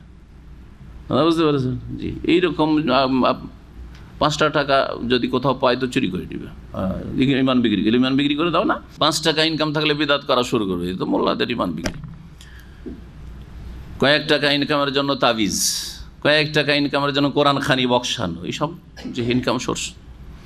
তো যাই হোক, যখন তীর বর্ষণ শুরু, মুসলিমগুলো পালাতে শুরু হয়েছে, আর যখন পলাতক অবস্থা হয় তখন জ্ঞানী মানুষ, তারপরে ইমানদার মানুষও তখন হতভম্ব হয়ে যায়, করবোটা কি। দেখা দেখি তখন মানুষের কি হয়ে যায়, মনোবল দুর্বল হয়ে যায়, যার ফলে পালাতে শুরু করে। অধিকাংশ সাথী সঙ্গীগণ পলায়ন করেছিলেন, অল্প কয়েকজন ছাড়া। নবী করিম সাল্লাল্লাহু আলাইহি ওয়াসাল্লাম তাদেরকে ডাকছেন, বিশেষ বিশেষ অবিশিষ্ট সাহাবীদেরকে, ইয়া আসহাবা সূরাতিল বাকারা, ইয়া আসহাবাল বাকারা, হে সূরা বাকারা মুখস্থকারীরা, সূরা বাকারার হাফেজরা, সূরা বাকারা যারা চর্চা করো, লেখা পড়ো, তারা সূরা বাকারায় জিহাদ ফি সাবিলিল কথা রয়েছে, তোমরা কোথায়? জি, আরও ডাক দিতে, ইয়া আসহাবাস শাজারা, ইয়া আসহাবা সূরাতিল বাকারা, ইয়া আসহাবাস শাজারা, হে গাছের তলায় হুদাইবিয়ার সন্ধিতে যারা বায়াত করেছিলেন নবী করিম সাল্লাল্লাহু আলাইহি ওয়াসাল্লাম, তারা কোথায়? তোমরা কোথায় পালাচ্ছ? তোমরা তো নবী সাল্লাল্লাহু আলাইহি ওয়াসাল্লামের সাথে মওতের বায়াত করেছো, যে মরা পর্যন্ত আল্লাহর রাস্তায় টিকে থাকবো, নবী করিম সাল্লাল্লাহু আলাইহি ওয়াসাল্লামের সাথে থাকবো এবং মক্কার কাফের জালেমদের অন্যায়ের প্রতিশোধ নেব। কোথায় পালাচ্ছ তোমরা? ইয়া আসহাবাস শাজারা লিয়ুনাশশিতাহুম বিযালিকা, তাদেরকে অ্যাক্টিভ করা, সক্রিয় করার জন্য নবী সাল্লাল্লাহু আলাইহি ওয়াসাল্লাম এইভাবে সম্বোধন করতেন। এইভাবে ইয়ামামার যুদ্ধে মুসাইলামা কাজ্জাব যে মিথ্যুক নবুয়াতি দাবি করেছিল, সেই সময়ও যারা সূরা বাকারা মুখস্থ রেখেছিলেন, তখন এই অবস্থাটাই হয়েছিল, কারণ এই অবস্থা খুব করুণ পরিস্থিতি হয়েছিল। সাহাবায়ে কেরাম অনেকে শাহাদাত বরণ করেছিলেন এবং এরা বড় শক্তিশালী ছিল। এই বাতিলপন্থীরা ইয়ামামা এলাকা, নজদি এলাকায়, এই আল খারজ, বর্তমান যে আল খারজ আছে, এই এলাকায় এই জিহাদ হয়েছিল নবী করিম সাল্লাল্লাহু আলাইহি ওয়াসাল্লাম ইন্তেকালের পরে, আবু বকর সিদ্দিক রাদিয়াল্লাহু তাআলা জামানায়। তো সেই সময়ও তাদেরকে ডাক দিয়েছিলেন সাহাবায়ে কেরাম, ফাজাল মুহাজির ওয়াল আনসার, মুহাজিরিন আনসাররা ডাক দিয়েছিলেন, ওনা ইয়াতানাদাউন, একে অপরকে ডাকছিলেন, কোথায় পালাচ্ছ তোমরা? ইয়া আসহাবা সূরাতিল বাকারা, হে সূরা বাকারা ওয়ালারা, এগিয়ে আসুন তোমরা। হাত্তা ফাতাহাল্লাহু আলাইহিম, আল্লাহ রাব্বুল আলামিন বিজয় দান করলেন এই মিথ্যুক মুসাইলামা কাজ্জাবের ওপর এবং তার ভক্তদের ওপর। আল্লাহ রাব্বুল আলামিন তাদেরকে নির্মূল করেছেন। আলহামদুলিল্লাহ, এই আরব উপদ্বীপ শিরক থেকে, কুফরি থেকে এবং বেদিনী থেকে আর ভ্রান্ত পথ মত থেকে মুক্ত হয়েছে, তৌহিদ প্রতিষ্ঠা হয়েছে। এবং বর্তমান যুগে যে তৌহিদ প্রতিষ্ঠা হয়েছে সৌদি আরবে, যেই শাসক তৌহিদের শাসক, সুন্নাহর শাসকের মাধ্যমে আল্লাহ তাদের যেন জাযায়ে খায়র দান করেন, এবং শাইখুল ইসলাম আহমদ বিন আব্দুল্লাহ রাহিমাহুল্লাহ এবং ইমাম মুহাম্মদ বিন সৌদ রাহিমাহুল্লাহ তাদের রুহের মাগফিরাত করেন, তাদেরকে জান্নাতুল ফিরদৌস দান করেন। আল্লাহ রাব্বুল তাদেরকে জান্নাতুল ফিরদৌস উচ্চ স্থান দান করেন। তাদের তাজদীদ এবং তাদের সংস্কারমূলক খেদমতে আজকে এখানে তৌহিদ আর সুন্নাহ দেখছেন, না হলে ভারত, বাংলাদেশ, পাকিস্তানের মতো শিরক ছেয়ে যেত। এখন শুরু করি আমরা তাফসীর। বিসমিল্লাহির রহমানির রহিম, আলিফ লাম মিম, এটি হচ্ছে প্রথম আয়াত। সূরা বাকারার 200 কতটি আয়াত রয়েছে? 86টি আয়াতের মধ্যে প্রথম আয়াত হচ্ছে আলিফ লাম মিম। এগুলি হচ্ছে হরুফে মুকাত্তাআত, মানে বিচ্ছিন্ন বর্ণমালা। বিচ্ছিন্ন বর্ণমালা যেমন ক খ বা এ বি সি ডি বর্ণমালা, ঠিক ওই রকমই আলিফ লাম মিম, এই তিনটি হচ্ছে বিচ্ছিন্ন বর্ণমালা, যেগুলি সূরার প্রথমে, বেশ কিছু সূরার প্রথমে এসেছে, বেশ কিছু সূরার প্রথমে এসেছে। এইগুলি সম্পর্কে আজকে বিস্তারিত একটা আলোচনা করব, কারণ এটা হচ্ছে প্রথম আলিফ লাম মিম, আর তারপরে বিভিন্ন সূরায় বিভিন্ন রকমভাবে এসেছে। এগুলি কি এবং এগুলির অর্থ কি, অর্থ জানা আছে কিনা, আমাদের নবী সাল্লাল্লাহু আলাইহি ওয়াসাল্লাম জানিয়েছেন কিনা, আল্লাহ জানিয়েছেন কিনা, এই বিষয়গুলি ইমাম ইবনে কাসির রহমতুল্লাহ আলাইহি যা আলোচনা করেছেন তা যথেষ্ট আলোচনা করেছেন, সুতরাং তার কিতাব থেকে সরাসরি আপনাদেরকে শোনাই। বলছেন তিনি যে এই বিচ্ছিন্ন বর্ণমালাগুলি আল্লাতী ফি আওয়াইলিস সুওয়ার, বেশ কিছু সূরার প্রথমে শুরুতে যে রয়েছে, হিয়া মিম্মাস্তাসার আল্লাহ বিইলমিহি, যার জ্ঞান আল্লাহ নিজের জন্যই সীমিত রেখেছেন। শুধু আল্লাহ রাব্বুল আলামিন এর জ্ঞান রাখেন, অন্য কাউকে এই জ্ঞান দেননি। এর অর্থ কি, উদ্দেশ্য কি, আল্লাহ ভালো জানেন এবং আল্লাহ জানেন আর বান্দাদেরকে জানাননি। যখন আমাদেরকে জানাননি তখন আমাদের দায়িত্ব নেই জানার চেষ্টা করা। যখন আল্লাহ জানান নাই তখন আমাদের জানার চেষ্টা করা, এটা হচ্ছে ব্যর্থ চেষ্টা, ব্যর্থ চেষ্টা। এই কথাটি যে আল্লাহ নিজের জন্য এই জ্ঞানকে, চূড়ান্ত জ্ঞানকে আলিফ লাম মিম, আলিফ লাম রা, কাফ ইত্যাদি সদ, এগুলিকে খাস রেখেছেন, এগুলির জ্ঞানকে। এটা বর্ণিত হয়েছে প্রথম খলিফা আবু বকর থেকে, ওমর থেকে, উসমান থেকে, আলী থেকে, চার খলিফা রাদিয়াল্লাহু আনহুম, আব্দুল্লাহ বিন মাসউদ থেকে রাদিয়াল্লাহু আনহু আজমাইন, এই থেকে যে আল্লাহ। দ্বিতীয় মত যেটি, এক নম্বরটা হচ্ছে এক নম্বর, দ্বিতীয় মত হচ্ছে হে আসমা ওয়াস সুওয়ার, এগুলি হচ্ছে সূরার নাম। এগুলো হচ্ছে কি, প্রত্যেকটা সূরার নাম। তাহলে সূরা বাকারার নাম একটি হচ্ছে সূরা বাকারা, আর একটি হচ্ছে সূরা আলিফ লাম মিম। আলিফ লাম মিম দিয়ে তো বেশ কিছু সূরা শুরু হয়েছে, তো ওটাও আলিফ লাম মিম হয়ে যাবে। তার 3 নম্বর উক্তি হচ্ছে যে হিয়া ফাওয়াতিহ, এগুলি হচ্ছে শুরু যে কোনো সূরার, যা দিয়ে আল্লাহ কোরআনে কারীম শুরু করেছেন, যেমন কাফ সাদ হা মিম হা তা সিন মিম আলিফ লাম রা। জি, আর একটি মত হচ্ছে 4 নম্বর মত, সেটা হচ্ছে আরব যারা ভাষাবিদ তারা বলেছেন যে এগুলি বিচ্ছিন্ন শব্দগুলি আল্লাহ রাব্বুল, বিচ্ছিন্ন শব্দ না, বিচ্ছিন্ন অক্ষর, বিচ্ছিন্ন বর্ণমালা বা অক্ষরগুলি আল্লাহ রাব্বুল আলামিন যে উল্লেখ করেছেন, উল্লেখ করে বাকি যে বর্ণগুলি রয়েছে সেই দিকে ইঙ্গিত করে দিয়েছেন, ইঙ্গিত করে দিয়েছেন যে এই রকমই বর্ণমালাগুলি দিয়ে কোরআনে কারীমের শব্দ, বাক্য, আয়াত, সূরা এবং গোটা কোরআনে কারীম মেহরবানি। বোঝা গেছে না? জি, নতুন কোনো অক্ষর নেই আল্লাহ রাব্বুল আলামিনের কাছে যা দিয়ে কোরআনে কারীম নাযিল করেছে, বরং তোমাদের কাছে যে বর্ণমালাগুলি আছে সেই বর্ণমালাগুলি এতে আছে। এর বেশি একটা শব্দ, একটা অক্ষর আছে কি?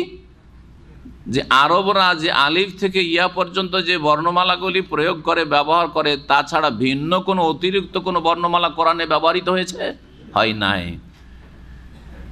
তো আল্লাহ রাব্বুল আলামিন আসলে চ্যালেঞ্জ করেছেন কাফের অবিশ্বাসী জাতিকে, অবিশ্বাসী আরবদেরকে, যারা আরবি ভাষার পণ্ডিত ছিল, আরবি ভাষার কাব্য রচনা করত, সেই যুগে কবি, প্রসিদ্ধ কবিরা ছিল, আর কাব্য রচনায় তারা সবচাইতে উচ্চ শিখরে পৌঁছে গেছিল। পৃথিবীর মধ্যে সবচাইতে বড় কবি পাওয়া যেত আরবদের মধ্যে, আর অলঙ্কারপূর্ণ তারা কথা বলতো, কাব্য রচনা করত। তাদেরকে আল্লাহ চ্যালেঞ্জ করছেন যে তোমাদের কাছে এই বর্ণমালাগুলি আছে, কোরআনে কারীম আল্লাহর বাণী, এটা মেনে নাও, এতেই তোমাদের ইহকাল পরকালে কল্যাণ। আর যদি বলো যে না, এটা মানব না, মুহাম্মাদের কথা সাল্লাল্লাহু আলাইহি সাল্লাম, অথবা মন গড়া কথা মুহাম্মদকে কেউ শিখাচ্ছে, ইন্নামা ইউআল্লিমুহু বাশার, অন্য কোনো মানুষ শিখাচ্ছে, আল্লাহর বাণী নয়, আল্লাহর সম্বোধন নয় মানব জাতিকে, আল্লাহর আদেশ নিষেধ নয়, এই যদি দাবি করো মিথ্যা দাবি, তাহলে চ্যালেঞ্জ থাকলো এই রকমের এত বড় গ্রন্থ লাগবে না, কোনো পুস্তক নিয়ে আসতে হবে না, তোমরা কিছু কি করো। এক জায়গায় আল্লাহ চ্যালেঞ্জ করলেন, ফাতুবি আশরে সুওয়ারি, 10টা সূরা নিয়ে আসো। আর এক জায়গায় চ্যালেঞ্জ করলেন, ফাতুবি সূরাতিন মিসলিহি, এই সূরাতে আসছে, দ্বিতীয় অথবা তৃতীয় পর্বে ইনশাআল্লাহ পৌঁছে যাব। ইন কুনতুম ফি রাইবি মিম্মা নাযালনা, যদি সন্দিহান হও যা আল্লাহ নাযিল করেছে, আমি আল্লাহ নাযিল করেছি তাতে, যে কোরআন আল্লাহর বাণী নয়, ফাতু বিসূরাতিম মিন মিসলি, তাহলে এইরকম সূরা নিয়ে আসো। আর এক জায়গায় আল্লাহ চ্যালেঞ্জ করলেন যে কুল, হে নবী তাদেরকে ঘোষণা করে শুনিয়ে দেওয়ার চ্যালেঞ্জ, লা ইন ইজতামাআতিল ইনসু ওয়াল জিন্নু আলা আন ইয়াতু বিমিসলি হাযাল কোরআন লা ইয়াতুনা বিমিসলি, জিন এবং সারা বিশ্বের সমস্ত মানুষ, সমস্ত জিন যদি এক হয়ে যায় এবং একে অপরকে সকলকে সাহায্য করতে থাকে, হেল্প করতে থাকে, সাপোর্ট, লেখাপড়ার ক্ষেত্রে যদি কেউ সাপোর্ট পায়, একজনের সাপোর্টে পিএইচডি করে বসে থাকছে, বাড়িতে বসে আছে, পয়সা দিয়ে পিএইচডির থিসিস রেডি করে নিচ্ছে। আজকাল অনেকেই ডিগ্রি হয়ে গেছে পিএইচডির, কিন্তু ওকে লেখা কিছু করেনি, সব কাজ অন্য কেউ করেছে, পয়সা দিয়ে ডক্টরেট। জি, তো তোমরা সারা বিশ্বের সমস্ত মানুষ জিন এক হয়ে যাও, আলা আইয়াতু বিমিসলি হাযাল কোরআন, এই রকমের একটি কোরআন গ্রন্থ নিয়ে আসার জন্য, এই রকম অলংকারপূর্ণ, এই রকমের ভাষার মান, হ্যাঁ, ফাসাহাত এবং বালাগাতের সাথে নিয়ে আসো দেখি। লা ইয়াতুনা বিমিসলি, অসম্ভব নিয়ে আসতে পারবে না। ওয়ালাউ কানা বাযুহুম লিবাযিন যাহিরা, যদিও একে অপরের পুরোপুরি সাহায্যকারী হয়। জিন মানুষের সাহায্য করেছে, মানুষ জিনের সাহায্য করেছে, সারা বিশ্বের মানুষ লেগে আছে এইরকম একটা কোরআন রচনা করার জন্য, অসম্ভব কথা। আল্লাহর কত বড় চ্যালেঞ্জ, মানব জাতি এই চ্যালেঞ্জ গ্রহণ করতে পারল না, চ্যালেঞ্জের সামনে দাঁড়াতে পারল না, তারপর অধিকাংশ লোক অবিশ্বাসী কাফের হইতে গেল, মুশরিক হইতে গেল। আল্লাহ রাব্বুল যেন মানব জাতিকে হেদায়েত দান করেন। এই যে বিচ্ছিন্ন অক্ষরগুলি, বর্ণমালাগুলি উল্লেখিত হয়েছে কোরআনে কারিমে, সেগুলি টোটাল 14টি ব্যবহার করা হয়েছে। টোটাল কতটি আছে? আলিফ থেকে ইয়া পর্যন্ত কয়টা? 28টা। যারা 29টা বলছেন হামজা আর আলিফ দুটোকে দুই করেন, হ্যাঁ, আমাদের দেশে হামজা আলাদা, আলিফ আলাদা। আসলে আলিফের ওপরে একটু ই করলে হামজা ওঠে, হামজা। তো অথবা দুটো ইয়ে দেখবেন, ইয়া আমাদের দেশে আছে, দিয়ে 29 হইতে পারে। যাই হোক, আসলে 28টার মধ্যে 14টা উল্লেখ করা হয়েছে। এই 14টা আমি ব্যবহার করেছি, দেখো এই 14টা, আর বাকি 14টা আছে তোমাদের কাছে, সবগুলি আছে, নিয়ে আসো। তাই বলছেন ইমাম ইবনে কাসির রাহমাতুল্লাহ আলাইহি, কুলতু মাজমুল হুরুফিল মাজকুরা ফি আওয়াইলিস সুওয়ারি বিহাযফিল মুকাররার মিনহা 14 হারফান, টোটাল যে বর্ণমালাগুলি, এই বিচ্ছিন্ন বর্ণমালাগুলি উল্লিখিত হয়েছে, যেগুলো রিপিট হয়েছে দুইবার, যেমন আলিফ লাম, লামটা কয়েকবার এসছে, মিম কয়েকবার এসছে, হ্যাঁ, ওগুলো বারবার এসছে, ওগুলোকে একবার ধরেন, একবার করে যদি ধরেন তাহলে টোটাল কত হবে? 14 হারফান, 14টি অক্ষর হবে বিচ্ছিন্ন।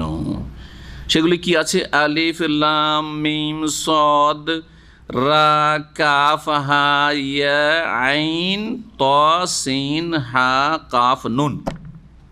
এগুলিকে আরব যারা ভাষাবিদ এবং কোরআনের বিভিন্নভাবে যারা খেদমত করেছে, বিভিন্ন, কেউ ভাষার খেদমত করেছে, কেউ অর্থের খেদমত করেছে, কেউ তাজউইদের খেদমত করেছে, তারা এগুলিকে একটা বাক্যে নিয়ে এসছেন, হ্যাঁ, কয়েকটি শব্দে, অক্ষরগুলিকে কয়েকটা শব্দে নিয়ে আসার পরে একটা বাক্যে নিয়ে এসছেন। সেটা হচ্ছে নাসসুন হাকিমুন কাতিউন লাহু সিররুন। যারা আরবি ভাষা ভালো বুঝেন, এর একটা সুন্দর অর্থ রয়েছে। নাসসুন হাকিম, কোরআনে কারীম হচ্ছে প্রজ্ঞাপূর্ণ, বিজ্ঞানময়, অকাট্য, হ্যাঁ, প্রমাণ বা দলিল। নাস, কথা সত্য নয়? বিজ্ঞানময়, অকাট্য, দলিল, প্রমাণ, কাতিউন, অকাট্য, লাহু সিররুন, এবং কোরআনে কারীমে, হ্যাঁ, কি রয়েছে? তত্ত্ব রয়েছে, রহস্য রয়েছে, গভীর তত্ত্ব রহস্য রয়েছে। নাসসুন হাকিমুন কাতিউন লাহু সিররুন। আরও কোরআনে কারীমের মুজিজা, যে যারা তাজউইদ বোঝেন, তাজউইদে এক একটি শব্দের এক এক গুণ রয়েছে। কিছু অক্ষর রয়েছে যেগুলি হচ্ছে মাহমুসা, কিছু আছে মজহুরা, কিছু আছে রেখুয়া, শদীদা, মুতবাকা, মফতুহা, মুস্তালিয়া, মুনখাফিজা, কালকালা। জানেন কালকালা? এই যে অক্ষরগুলি এসেছে সবগুলি থেকে নেওয়া হয়েছে। ফাসুবহানাল্লাযী দাক্কাত ফি কুল্লি শাইইন হিকমাতুহু। সুবহানাল্লাহ, আল্লাহ রাব্বুল আলামিন প্রত্যেকটি যে গুণ রয়েছে শব্দের গুণ, ওই গুণগুলি থেকে একটা একটা করে অক্ষর বা দুটো করে অক্ষর নিয়েছেন। এটা যদি মানুষের কথা এইভাবে জড়াইতে পারে, আর একটি বিষয় হচ্ছে যে এই বিচ্ছিন্ন যে বর্ণমালাগুলি রয়েছে এগুলি নিয়ে আসার হেকমা কি, রহস্য কি। ইমাম ইবনে কাসির রাহমাতুল্লাহ বলছেন, আল মাকামুল আখির ফিল হিকমাতি আল্লাতী ইকতাজাত ইরাদু হাযিহিল হুরুফি আওয়াইলি সুওয়ার, সূরাগুলির অনেকগুলি সূরার শুরুতে যে এই বিচ্ছিন্ন বর্ণমালাগুলি অক্ষর নিয়ে আসা হয়েছে, হিকমত কি। মা কাতইন নাযরি আন মানিহা ফি আনফুসিহা, এগুলির অর্থ কি আছে না আছে সেটার পিছনে না পড়ে এগুলির হিকমত, রহস্য। কেউ কেউ বলে ইন্নামা যুকিরাত হাযিহিল হুরুফু ফি আওয়াইলিস সুওয়ার আল্লাতী যাকারাহু ফিহি বায়ানান লিইজাজিল কোরআন, কোরআনের মুজিজা, কোরআনের অলৌকিকত্ব এবং কোরআন সারা পৃথিবীর কাফেরদেরকে, আরব পণ্ডিতদেরকে হার মানতে বাধ্য করেছে, এমনকি যারা ঈমান নিয়ে আসেও নি, বড় বড় কবি তারা স্বীকার করেছিল যে লাইসা হাযা মিন কালামিল বাশার, লাইসা হাযা মিন কালামিল বাশার, এগুলি মানুষের কথা নয়, এগুলি মানুষের কথা নয়। মানুষের ক্ষমতা, আমাদের ক্ষমতায় আমরা বলছি ভাষা, আমাদের ক্ষমতায় নেই যে এইরকম বাক্য আমরা গঠন করে নিয়ে আসব। এতে রয়েছে মুজিজা।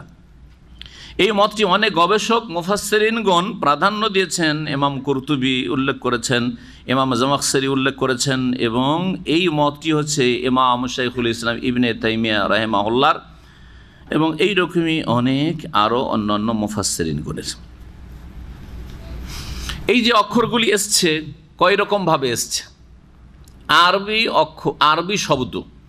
আরবি শব্দগুলি 1 থেকে শুরু করে 5 পর্যন্ত হতে পারে। আরবি যে কালেমা, অর্ড শব্দ, সেগুলি 1 থেকে নিয়ে কত পর্যন্ত, 5 পর্যন্ত, 5-এর চাইতে বেশি, 5 অক্ষর বিশিষ্ট পর্যন্ত শেষ। 6 অক্ষর বিশিষ্ট কোনো একটি কালেমা, শব্দ, অর্ড পাবেন না আরবি ভাষায়। এই জন্য আল্লাহ রাব্বুল আলামিন এইরকমভাবে নিয়ে এসছেন। কিছু বিচ্ছিন্ন বর্ণমালা আছে একটা শুধু কি অক্ষর, 2টা অক্ষর, 3 অক্ষর, 4 অক্ষর, 5 অক্ষর বিশিষ্ট আছে। যেমন উদাহরণস্বরূপ কোরআনে কারিমের বিভিন্ন সূরায় ছড়িয়ে ছিটিয়ে আছে শুরুতে সূরাগুলির। ইমাম ইবনে কাসির রাহমাতুল্লাহ বলছেন, ওয়াজা মিনহা আলা হারফিন ওয়াহিদিন, এক অক্ষর বিশিষ্ট এই বিচ্ছিন্ন বর্ণমালা এসেছে। যেমন সদ, সূরা সদ, নুন ওয়াল কালাম ওয়া মা ইয়াসতুরুন, তারপরে সূরা কাফ, কাফ ওয়াল কুরআনিল মাজিদ, 2 অক্ষর বিশিষ্ট এসছে। হামিম আছে না, এইরকমই তাহা 3 অক্ষর বিশিষ্ট এসছে, যেমন আলিফ লাম মিম, আলিফ লাম রা। জি, 4 অক্ষর বিশিষ্ট এসছে, আলিফ লাম মিম রা, আলিফ লাম মিম সদ। 5 অক্ষর বিশিষ্ট, কাফ হা ইয়া আইন সদ। জি জি, সূরা মারইয়াম। তারপরে হামিম আইন সিন কাফ। এই বিচ্ছিন্ন বর্ণমালাগুলি কতগুলি সূরা এসছে, টোটাল কতটি সূরা আছে কোরআনে কারিমে? 114টি সূরার মধ্যে 29টি সূরার শুরুতে এসছে। 114টি সূরার মধ্যে 29টি সূরার শুরুতে এই বিচ্ছিন্ন বর্ণমালাগুলি এসেছে। তার প্রথম হচ্ছে সূরাতুল বাকারা, আলিফ লাম মিম যালিকাল কিতাবু লা রাইবা ফীহ। এখন বাকি আয়াতগুলি তাফসীর করি। মহান আল্লাহ বলছেন, যালিকাল কিতাবু লা রাইবা ফীহ, এটি এমন একটি গ্রন্থ যাতে কোনো সন্দেহ নেই। কোরআনে কারীম এমন এক, যালিকা মানে ওই, শাব্দিক অর্থ। তো ওই বলে সম্বোধন বা ইশারা, ইঙ্গিত কাছের দিকে করা হয় না দূরের দিকে করা হয়? দূরের দিকে করা হয়। তো কোরআনে কারীম নাযিল হচ্ছে, কোরআনে কারীমের সূরা বাকারার শুরু হচ্ছে, তো হাজা বলা দরকার ছিল। হাজাল কিতাব, এই যে কিতাব যে শুরু হচ্ছে সূরা বাকারা থেকে, আল্লাহ বলছে যালিকাল কিতাব, ওই কিতাব। জি, এর মানে কি? এর বিভিন্ন ব্যাখ্যা করা হয়েছে। আমাদের একটি ব্যাখ্যা হচ্ছে এটা তাজিম, সম্মানের জন্য। কিসের জন্য? তাজিমের জন্য। দেখেন, বড় মানুষের ইঙ্গিত করতে গিয়ে কিন্তু আমরা বলি না ইনি বলেছেন, ইনি। আপনারা আমার দিকে তাই বলছেন, ইনি বলেছেন, ইনি বলবেন, উনি বলেছেন, ঠিক না? দেখলেন, বাংলাতেও আছে। সামনে আছেন তো বলতে পারেন যে ইনি বলেছেন, আমার দিকে ইঙ্গিত করেন ইনি বলেছেন। ইশারা করেন তো আপনি প্রধানমন্ত্রীর দিকে, আপনার মিনিস্টারের দিকে, ইনি বলেছেন, ইনি এই কথা বলেছেন। না উনি বলেছেন বলবেন? হ্যাঁ, তাহলে একটু শ্রদ্ধাভাজন মানুষ দুনিয়ার ক্ষেত্রেও যদি হয় তো ইনি না বলে উনি বলছেন। জি, ঠিক তাজিমের জন্য এখানে কিতাবের তাজিম, জালিকাল কিতাব। কেউ কেউ আবার তাফসীর করতে গিয়ে বলেছেন যে নবী মুহাম্মদুর রাসূলুল্লাহ সাল্লাল্লাহু আলাইহি সাল্লামের কাছে প্রথম যে কোরআন নাযিল হয়েছিল, কোন আয়াতগুলি নাযিল হয়েছিল? কোন সূরার? সূরা আলাকের প্রথম কয়টি আয়াত? 5টি আয়াত নাযিল হয়েছিল। ইকরা বিসমি রাব্বিকাল্লাযী খালাক। যখন আল্লাহ নাযিল করে জিবরাইল আলাইহিস সালাম নিয়ে আসলেন, নিয়ে আসার পর কি বলেছেন নবীকে? হ্যাঁ, ইকরা, পড়ো পড়ো। তো নবী করিম সাল্লাল্লাহু আলাইহি ওয়াসাল্লামকে পড়তে বলা হচ্ছে, তো নবী সাল্লাল্লাহু আলাইহি ওয়াসাল্লাম তখন কি বলছিলেন? মা আনা বিকারিন, আমি তো পড়তে পারি না, আমি তো আলিফ বা তাসা জীবনেও পড়ি না, আমি তো অক্ষরের কোনো জ্ঞান রাখি না। আর নবীউল উম্মি, নিরক্ষর নবী। আল্লাহ রাব্বুল আলামিন এই মুজিজা আরো স্পষ্ট করে দেখাতে চান যে এমন নবী পাঠিয়েছি যিনি সারা পৃথিবীর সবচাইতে বড় মহান শিক্ষক ওস্তাদ, কিন্তু তার কোনো ওস্তাদ ছিল না। স্বয়ং আল্লাহ জিবরাইল আলাইহিস সালামকে দিয়ে তাকে জ্ঞান দান করেছেন। ও আল্লামাকা মা লাম তাকুন তা'লাম, হে নবী তোমাকে এমন কিছু আল্লাহ তালিম দিয়েছেন, শিখিয়েছেন যা তুমি জানতে না। তারপরে আরো হিকমত যে কারো কোনো ওস্তাদ যদি থাকতো নবী সাল্লাল্লাহু আলাইহি ওয়াসাল্লামের, তাহলে সে বড় নিজের এহসান অবদানের কথা সারা জীবন বলতে থাকতো, আরে আমি তো ছেলেটাকে মানুষ করলাম, বলতো না? বলতো না? আমাদের যেসব ওস্তাদ আমাদেরকে কায়দা বাগদাদিও পড়িয়েছে, সেও আমার ওস্তাদ বা তিনিও আমার ওস্তাদ, ঠিক না? আমপারা পড়িয়েছে, কোরআন পড়িয়েছে, প্রাথমিক অক্ষরের জ্ঞান দিয়েছে, তারা অনেকে বেঁচে আছে। আমাদের সময় বলে ও তো আমার ছাত্র, ও তো আমার ছাত্র, বলে না? বলে না? তার আমার এহসান আছে যে ওকে যদি আলিফ বা না পড়াইতাম, কোরআন আর কায়দা না পড়াইতাম, তো তুমি হইতে পারতো, ঠিক না? যাতে এই বলার সুযোগ না থাকে নবী সাল্লাল্লাহু আলাইহি সাল্লামের ক্ষেত্রে কোনো মানুষের। নবী করিম সাল্লাল্লাহু আলাইহি সাল্লামকে যখন পড়তে বলা হলো, এখানে প্রশ্ন জাগে যে এখানে পড়তে বলা হচ্ছে, তার দুটোর একটা হইতে পারে। হয় বলা হচ্ছে যে আমি পড়ে শোনাচ্ছি, তুমি আমাকে ফলো করে পড়ো, তাই না? তাহলে এইটা তো অক্ষর জ্ঞান না থাকলেও পড়া যাবে, যাবে না? একটা লোক অক্ষর টক্ষর কিছু বুঝে না, কোরআন নিয়ে আমি বসে আছি, আর ওকে বলছি যে পড়েন, যদি বলি পড়েন, তাহলে বলে আমি তো পড়তে পারি না। কিন্তু যদি বলি আমি বলছি পড়েন, হ্যাঁ আমি যেভাবে বলছি, যেমন আমরা অনেকে দোয়া মুখস্থ রাখেন না, মজলিসের কাফারার দোয়া পড়েন আর পড়া যায় সুবহানাকা, আপনার বলছে সুবহানাকা, অসুবিধা আছে নাকি? আপনি বলতে পারতেন নবী সাল্লাল্লাহু আলাইহি সাল্লামকে যদি ওইভাবে জিবরাইল বলতে যে পড়ো ইকরা বিসমি রাব্বিকাল্লাযী খালাক, পড়তে পারতেন না? পারতেন, যে আপনি পড়ে শোনাচ্ছেন, আমি আপনাকে ফলো করছি, তাই না? তাহলে বোঝা যাচ্ছে যে এখানে আরও কিছু হইতে পারে। অনেক মুফাসসিরিন এই কথা বলেছেন। নবী করিম সাল্লাল্লাহু আলাইহি ওয়াসাল্লামের কাছে প্রথম যেদিন ওহী এসেছিল, সেই দিন কোরআনে কারীম মুসহাফ, কোরআনে কারীম পুরোটা নিয়ে এসে রেশমি কাপড়ে নিয়ে এসে জিবরাইল আলাইহিস সালাম বলছেন পড়ো, কিতাব দেখতে পাচ্ছেন জিবরাইল আলাইহিস সালামের হাতে। আল্লাহু আলাম, কোন কোন মুফাসসিরগণ এটা উল্লেখ করেছেন, পড়ো। নবী সাল্লাল্লাহু আলাইহি ওয়াসাল্লাম বলছেন আমি তো পড়তে পারি না, আপনি পুস্তক নিয়ে বলবেন পড়ো, আমি কোথায় পড়বো? মা আনা বিকারি, আমি তো পড়তে পারি না। আল্লাহু আলাম। তো এটা কেন বললাম এই তাফসীর? অথবা নাই নিয়ে আসা হোক, যদি নাও নিয়ে আসে, ধরেন এই রেওয়ায়েত, এই বর্ণনা বা এই মতটি ঠিক নয়, কিন্তু আগের আসমানি ওহীতে, কিতাবে তাওরাত, ইনজিলে নবী সাল্লাল্লাহু আলাইহি ওয়াসাল্লাম ভবিষ্যৎবাণী আছে কিনা, তার ওপর কিতাব গ্রন্থ নাজিল হবে, ভবিষ্যৎবাণী আছে কিনা? আছে। এই যে ভবিষ্যৎবাণীতে ওয়াদা করা হয়েছে যে শেষ কিতাব আসবে, শেষ নবী আসবেন, অথবা ওই কিতাব, যেই কিতাব, আগের ব্যাখ্যাটা বলি, ওই কিতাব, যেই কিতাবটি প্রথম দিন হে মুহাম্মদ সাল্লাল্লাহু আলাইহি ওয়াসাল্লাম তোমাকে দেখানো হয়েছিল হিরা পাহাড়ের গুহায় জাবালে নূরে, জালিকাল কিতাব, ওই কিতাব, ওই গ্রন্থ, লা রাইবা ফি, যাতে কোনো সন্দেহ নেই। এবার বুঝতে পেরেছেন? তাহলে সেটা তাজিমের জন্য হইতে পারে, আবার এই ব্যাখ্যাগুলি হইতে পারে। মুফাসসিরিনগণ অনেক এই রকমের মন্তব্য বা মত প্রকাশ করেছেন। আল্লাহু আলাম। লা রাইবা ফি মানে লা শাক্কা ফি, তাতে কোনো সন্দেহ নেই, কোনো সন্দেহ নেই। এটা আল্লাহর পক্ষ থেকে ঘোষণা, বাহ্যিক আল্লাহ ঘোষণা করছেন যে এই যে কিতাব, এতে কোনো সন্দেহ নেই, এতে যে বিশ্বাস ইমানিয়াতের বিষয়গুলি রয়েছে, আকীদার বিষয় রয়েছে, তাতে কোনো সন্দেহ নাই যে ঠিক সঠিক বিশুদ্ধ আকীদা। এতে যে আদেশগুলি রয়েছে, এগুলি আমার আদেশ, এতে কোনো সন্দেহ নেই। এতে যেসব নিষেধাজ্ঞা রয়েছে সেগুলি আমার পক্ষ থেকে, আমি সৃষ্টিকর্তা, তোমাদের কোনো সন্দেহ নেই। এতে যেসব কাহিনী বর্ণনা করা হয়েছে, ঘটনা বলি, এতে কোনো সন্দেহ নেই। এতে যেসব বিষয় তুলে ধরা হয়েছে, যালিকাল কিতাব লা রাইবা ফি, কোরআনে কারিমে অতীতের অনেক কাহিনী, কিসাস, ঘটনা বলি, ভবিষ্যৎবাণী বর্ণনা করা হয়েছে না হয় নাই? ইয়াজুজ মাজুজের কথা নেই, আছে না নেই? ইন্না ইয়াজুজ ওয়া মাজুজ মুফসিদুন ফিল আরদ, ঘটেছে না ঘটবে, ভবিষ্যৎবাণী। লা রাইবা ফি, কোনো সন্দেহ নেই, কোনো সন্দেহ নেই। কোরআনে বলা হয়েছে জান্নাত জাহান্নামের কথা, কোনো সন্দেহ নেই।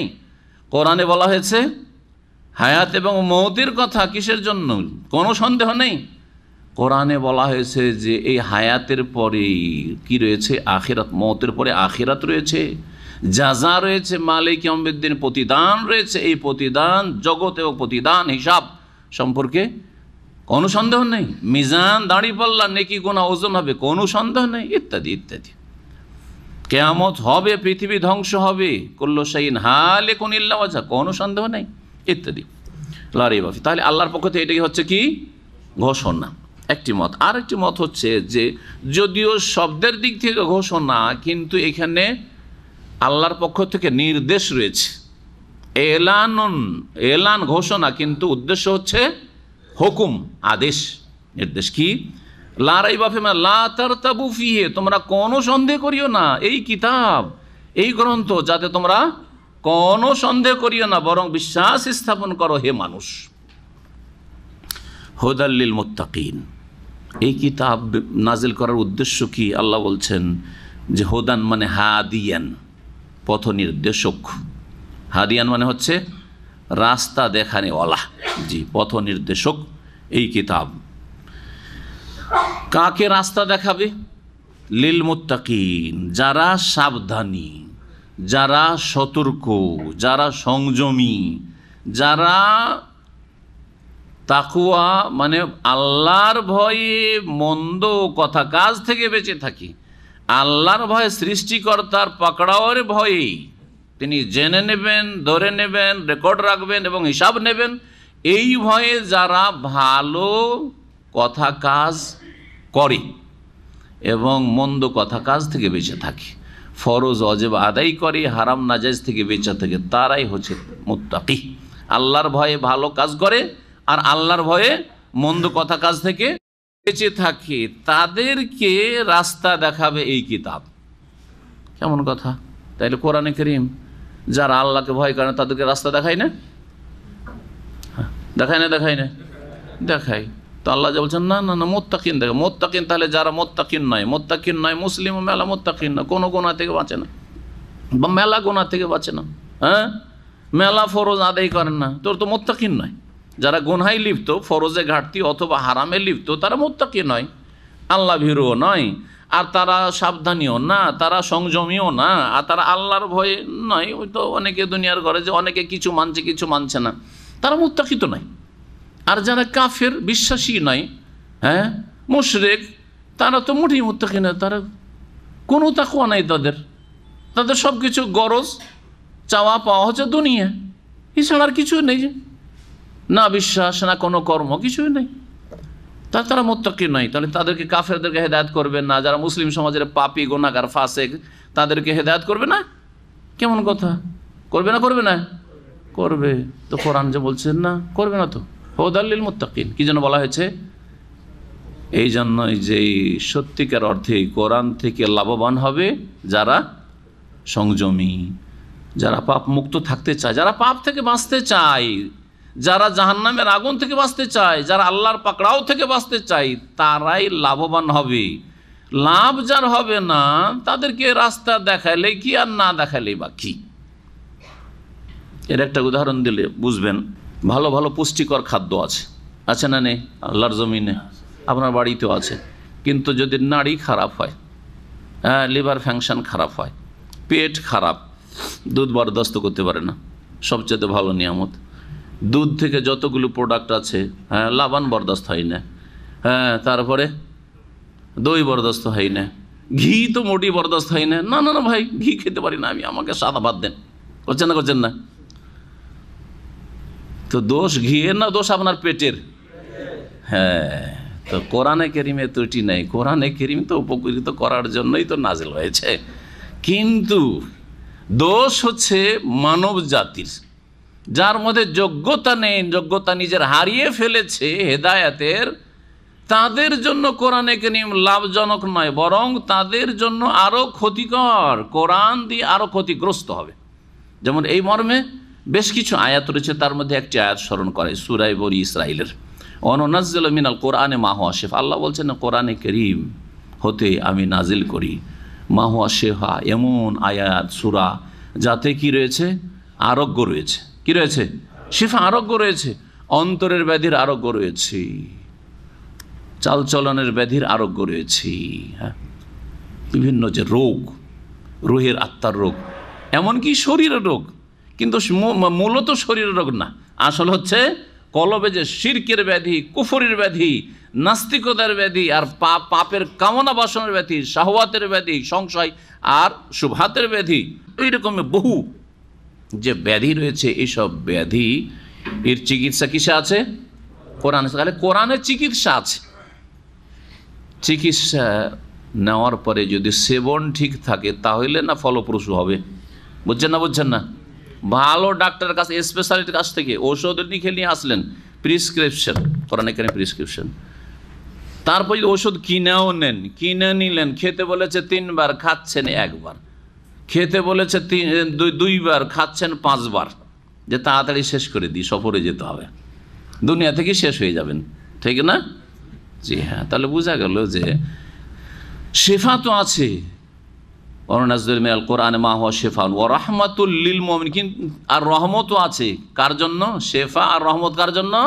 লিল মুমিনিন, ওখানে যে মুমিন ঈমানদার লোকদের জন্য, যারা বিশ্বাস করবে তাদের জন্য। ওয়ালা ইয়াজিদুজ জালিমিন, আর যারা জালেম, কাফের জালেম, মুশরিক জালেম, বেদাতি জালেম, বেদাত থেকে হেদায়েত হবে না কোরআন পেয়েও। কোরআন আল্লাহ বলছে আকমাল তোর দিন কামিল করে দিয়ে, বলছেন না না না, আমাদের আরো করা লাগবে। বুঝা গেছে কিনা? বেদাতিও হেদায়েত হয় না, বেনামাজি হেদায়েত হয় না, পাপী হেদায়েত হয় না, কবিরা গুনাহ, বিভিন্ন কবিরা গুনাহে হারামে লিপ্ত আছে, হারাম খেয়ে যাচ্ছে, হারাম দেখছে, হারাম চলছে, কোনো সংশোধন করছে না, এরা হচ্ছে জালেমিন। কেউ বড় জালেম, কেউ মেজো জালেম, সেজো জালেম, মেলা স্তরের জালেম আছে। হ্যাঁ, কেউ সবচেয়ে বড় জুলুম করে শিরক কুফরি, আর কেউ বড় জুলুম করে যে ফরজ ওয়াজিবে ঘাটতি, হারাম না জায়েজ, কেউ বান্দার উপরে জুলুম করে, আল্লাহর সৃষ্টির উপরে জুলুম করে, 3 রকমের জালেম। ওয়ালা ইয়াজিদুজ জালিমিনা ইল্লা খাসারা, তবে কোরআনে কারীম জালেমদের ক্ষতি বাড়িয়ে দেয়। জালেমরা শুধু লাভবান হবে না এই কথা বলেনি, আল্লাহ কি বলছেন? লাভ তো হলো না, আরো ক্ষতি বেড়ে গেল। কোরআন আসলো, কোরআনের জ্ঞান হাসিল করলো, তৌহিদের কথা, আল্লাহ আহাদ পড়ে আর ফরিয়াদ করে, ইয়া গৌস, গৌসে পাক দিতে পারেন, ইয়া খাজা, সূরা ইখলাসই বুঝলো না, কি গোটা কোরআন বুঝবে? জি, কোরআন বলে আসমান জমিনে কেউ অদৃশ্য গায়বের জ্ঞান রাখেন আল্লাহ ছাড়া, বলছে রাসূলুল্লাহ আলিমুল গায়ব। আর তারপরে আমাদের ওলি আউলিয়া জানা না, পীরে কামে তাদের কাশফ হয়ে যায়, কাশফে সারা পৃথিবী দেখতে পায় কোথায় কি হচ্ছে না হচ্ছে। এসব সুফিবাদী সব শিখিয়েছে, কি শিখায়নি? তাহলে কোরআন দিয়ে এই জালেমরা আরো বেশি ক্ষতিগ্রস্ত হয়েছে। নাজেল হইলো, জানলো, পড়লো, মাদ্রাসা পড়ুয়া সব ফারেক ওরা, আর কতদিন ধরে হাদিস আর না কোরআন পড়াচ্ছে, ফিকহ পড়াচ্ছে, কিন্তু কোরআনের আসল উদ্দেশ্যই পৌঁছিল না। আর কোরআন কি বক্র অন্তর নিয়ে বুঝেছে, সোজা অন্তর নিয়ে বুঝেনি। সুতরাং কোরআনের অর্থের বিকৃতি ঘটিয়েছে, অপব্যাখ্যা করেছে। ওয়ালা ইয়াজিদুজ জালিমিন ইল্লা খাসারা। এই জন্য আল্লাহ বলছেন যে হেদায়েত পাবে একমাত্র যারা আল্লাহ ভীরু, তাদের মধ্যে যোগ্যতা আছে হেদায়েত নেওয়ার। এখন প্রশ্ন উঠে যে ঠিক আছে, যারা সংযমী, যারা আল্লাহ ভীরু, যারা মুত্তাকি, তারা হেদায়েত পাবে। তো মুত্তাকি আবার কারা একটু বুঝিয়ে দেন। আল্লাহ বলছে ঠিক আছে, শোনো, কিছু বৈশিষ্ট্য বলছে যে মুত্তাকি হইলে কি করতে হবে, শোনেন। আল্লাযীনা ইউমিনুনা বিল গায়ব, প্রথম বৈশিষ্ট্য হচ্ছে যারা না দেখে বিশ্বাস করে। কি করে? একটা অর্থ হচ্ছে না দেখে বিশ্বাস করে, আর একটা হচ্ছে যারা অদৃশ্যে বিশ্বাসী। ইউমিনুনা বিল গায়ব মানে যারা অদৃশ্যে বিশ্বাসী। আল্লাহ দৃশ্য না অদৃশ্য? দেখি না, আর কোনোদিন দেখতেও পাবো না, কিন্তু বিশ্বাস করি, ঠিক না? রাসূল সাল্লাল্লাহু আলাইহি সাল্লাম যে রাসূল, আমরা দেখেছি নাকি না? শুনেছি যে রাসূল, বিশ্বাস করেছি। কোরআন যে রাসূলের কাছে ওই আল্লাহর পক্ষ থেকে হচ্ছে, দেখেছি নাকি? কিন্তু বিশ্বাস করেছি। আল্লাহ বলেছেন যে আমি নাযিল করেছি আমার রসুল মুহাম্মাদুর রাসূলুল্লাহ, তাই বিশ্বাস করেছি, আল্লাহর কথা বিশ্বাস করেছি। রাসূলুল্লাহ সাল্লাল্লাহু আলাইহি ওয়াসাল্লাম as-সাদিকুল আমিন, সত্যবাদী, তার কথা বিশ্বাস করেছি। আগের আম্বিয়া রাসূলগণ ভবিষ্যৎবাণী করেছেন, যারা আগের কিতাবের ভবিষ্যৎবাণী পড়ে বিশ্বাস করে তারা বিশ্বাস করেছে। না দেখে বিশ্বাস বা অদৃশ্যে বিশ্বাস, অদৃশ্য হচ্ছে জান্নাহ, অদৃশ্য হচ্ছে জাহান্নাম, অদৃশ্য হচ্ছে এইরকমই মালায়েকা, বিশ্বাস করি না করি না? জিন অদৃশ্য বিশ্বাস করি, অদৃশ্য বিশ্বাসী, অথবা না দেখে বিশ্বাস করি। আমাদের সব কিছু দেখা শর্ত না। দুনিয়ার ক্ষেত্রে আমরা না দেখে বিশ্বাস করি, দিনের ক্ষেত্রে কেন বিশ্বাস করব না? অসৎ লোকের কথা না দেখে বিশ্বাস করি, সবচেয়ে সৎ লোক, তাদের কথা না দেখে কেন বিশ্বাস করব না? এর ব্যাখ্যা করি, তাহলে বুঝবেন। অনেকের বাপ মা অসৎ, ঠিক কিনা? এই যে এ হচ্ছে আমার বাপ, এই হচ্ছে আমার মা, কে দেখে বিশ্বাস করেছেন? না সবাই শুনে বিশ্বাস করেছেন? সবাই শুনে বিশ্বাস। কার কাছে শুনেছেন? যখন হুঁশ হয়েছে একটু আর মুখ ফুটেছে, বলছে এটা তোর বাপ, বাবা, এটা হচ্ছে তোর, হ্যাঁ, মা আম্মা শিখিয়েছে, শুনে শুনে বিশ্বাস। অথচ দেখা যাচ্ছে বড় হওয়ার পরে সাবালক এসে আমার বাপ অসৎ, হারাম খায়, মিথ্যা কথা বলে, মা মিথ্যা কথা বলে, ওরাই শিখিয়েছে আমাকে, এটা তোর মা, এটা তোর বাপ। বিশ্বাস করি না করি না? তারপরও বিশ্বাস করি যে বাপ মা বলেছে, এই বাপ এই মা, বিশ্বাস করি। আচ্ছা, মায়ের পেট থেকে জন্ম নিয়েছেন, ওইটা যদিও দেখেননি, ওই সময় হুঁশ ছিল না, হুঁশ ছিল কি, কিন্তু এটা অনেকটাই ঠিক আছে। কিন্তু এইটাই যে আসল বাপ, না কোনো হারাম বাপ ছিল, তাই বা কে জানে? অসৎ লোক বাপ মা, তারপরে বিশ্বাস করছে, তাদের কথা বিশ্বাস করছেন না? আপনার যদি কেউ বলে যে আপনার সন্দেহ হয় না এটা আপনার বাপ, কি করে বাপ বলছেন আপনি, কি কোথায় দলিল কি? নাস্তিককে বলছি যে তোর যেটা বাপ তুই কেমন করে জানলি? হ্যাঁ, তোর মাও তো মিথ্যা বলতে পারে, তোর বাবাও তো মিথ্যা বলতে পারে, ঠিক কিনা? যারও সন্তানও তো হইতে পারিস, কি করে বিশ্বাস করিস? নিশ্চিত বিশ্বাস করি আমার বাপ আমার মা। অসৎ লোকেরা বললে বাপ মাকে বিশ্বাস করিনি, এটা আমার দাদি, এটা দাদা, এটা নানা নানি ইত্যাদি আমরা সব বিশ্বাস করি। আর সবচেয়ে সত্যবাদী রব্বুল আল আসদাকুল কাইলিন, কুল সাদাকাল্লাহ, রাসূলুল্লাহ সবচেয়ে বড় সত্যবাদী মানব জাতির মধ্যে। আম্বিয়া রসুলগণ সবচেয়ে বেশি সত্যবাদী, তারা সকলে বলেছে তাওহীদের কথা, এক আল্লাহর কথা, সকলে বলেছেন জান্নাত জাহান্নামের কথা, সকলে বলেছেন এইটা দুনিয়া কর্মজগৎ আর আখিরাত হচ্ছে বদলার জগৎ। বিশ্বাস করবেন না? একদিন কিয়ামতে উঠতে হবে, সমস্ত নবী রসুলগণ বলেছেন, তারা সত্যবাদী। বিশ্বাস করবেন না? সুতরাং আল্লাহর কাছে দোয়া করে আল্লাহ যেন অসৎ লোকদেরকে, বেদিনদেরকে আল্লাহ হেদায়েত দান করেন। আল্লাহ আমাদেরকে হেদায়েতের অটলতা দান করেন। না দেখে বিশ্বাস করা শর্ত। না দেখে বিশ্বাস, এমন বিশ্বাস আমরা করি, এটা যদি লম্বা করি মেলা কথা হয়ে যাবে। সুস্থ মানুষ গেছেন ডাক্তার কাছে, যাওয়ার পরে বলছে যে আপনার হার্ট এখন ব্লক, এক্ষুনি মারা যাবে, এমন ভয় দেখায়, সব বিশ্বাস। কি করতে হবে? এক্ষুনি অপারেশন করতে হবে, আর বাড়ি যাওয়া চলবে না। কত লাখ টাকা লাগবে? পয়সাওয়ালা 50 লাখ। বলছে ঠিক আছে। বিশ্বাস করছেন না করছেন না? এর চাইতে ছোট উদাহরণ, আমরা অনেক সময় যাই, সারা জীবন প্রেশার শোনেন, সুগার শোনেননি, আর গেলেন আর ডাক্তার যাবো, আপনার তো প্রেশার আছে, কিসে দেখছেন আপনি? হ্যাঁ, মেশিন খারাপ থাকতে পারে না, বা আপনাকে ধোকা দিতে পারে না।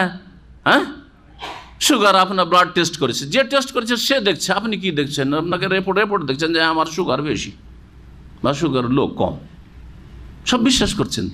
না দেখে অনেক কিছু বিশ্বাস করছেন। বিদ্যুৎকে দেখতে পান যে তারের মধ্যে বিদ্যুৎ আছে, কারেন্ট আছে, জীবনে হাত দেবেন? ও নাস্তিক বলুক তো যে আমি এইসব কথা বিশ্বাস করি না, আমি হাত দিয়ে দেবো, আমি তো দেখতে পাই না। যেই তারে বিদ্যুৎ আছে আর যেই তারে বিদ্যুৎ নেই, দেখতে কোনো পার্থক্য আছে নাকি? কোনো পার্থক্য নেই, না আছে? তারপর বিশ্বাস করছেন। যাই হোক, না দেখে বিশ্বাস করতে হবে। না দেখে কি বিশ্বাস করবেন? আজে বাজে কথা, যে যা বলবে তাই। হ্যাঁ, বড় পীরের নাম বিনা উজুতে নিলে কয়টা চুল পড়ে যাবে, পশম পড়ে যাবে? কয়টা? 2.5টা পড়বে। 3টা ওনার, 2টা ওনা, আবার 2.5টা কোন জায়গা থেকে পড়বে আল্লাহ জানে। আউযুবিল্লাহ।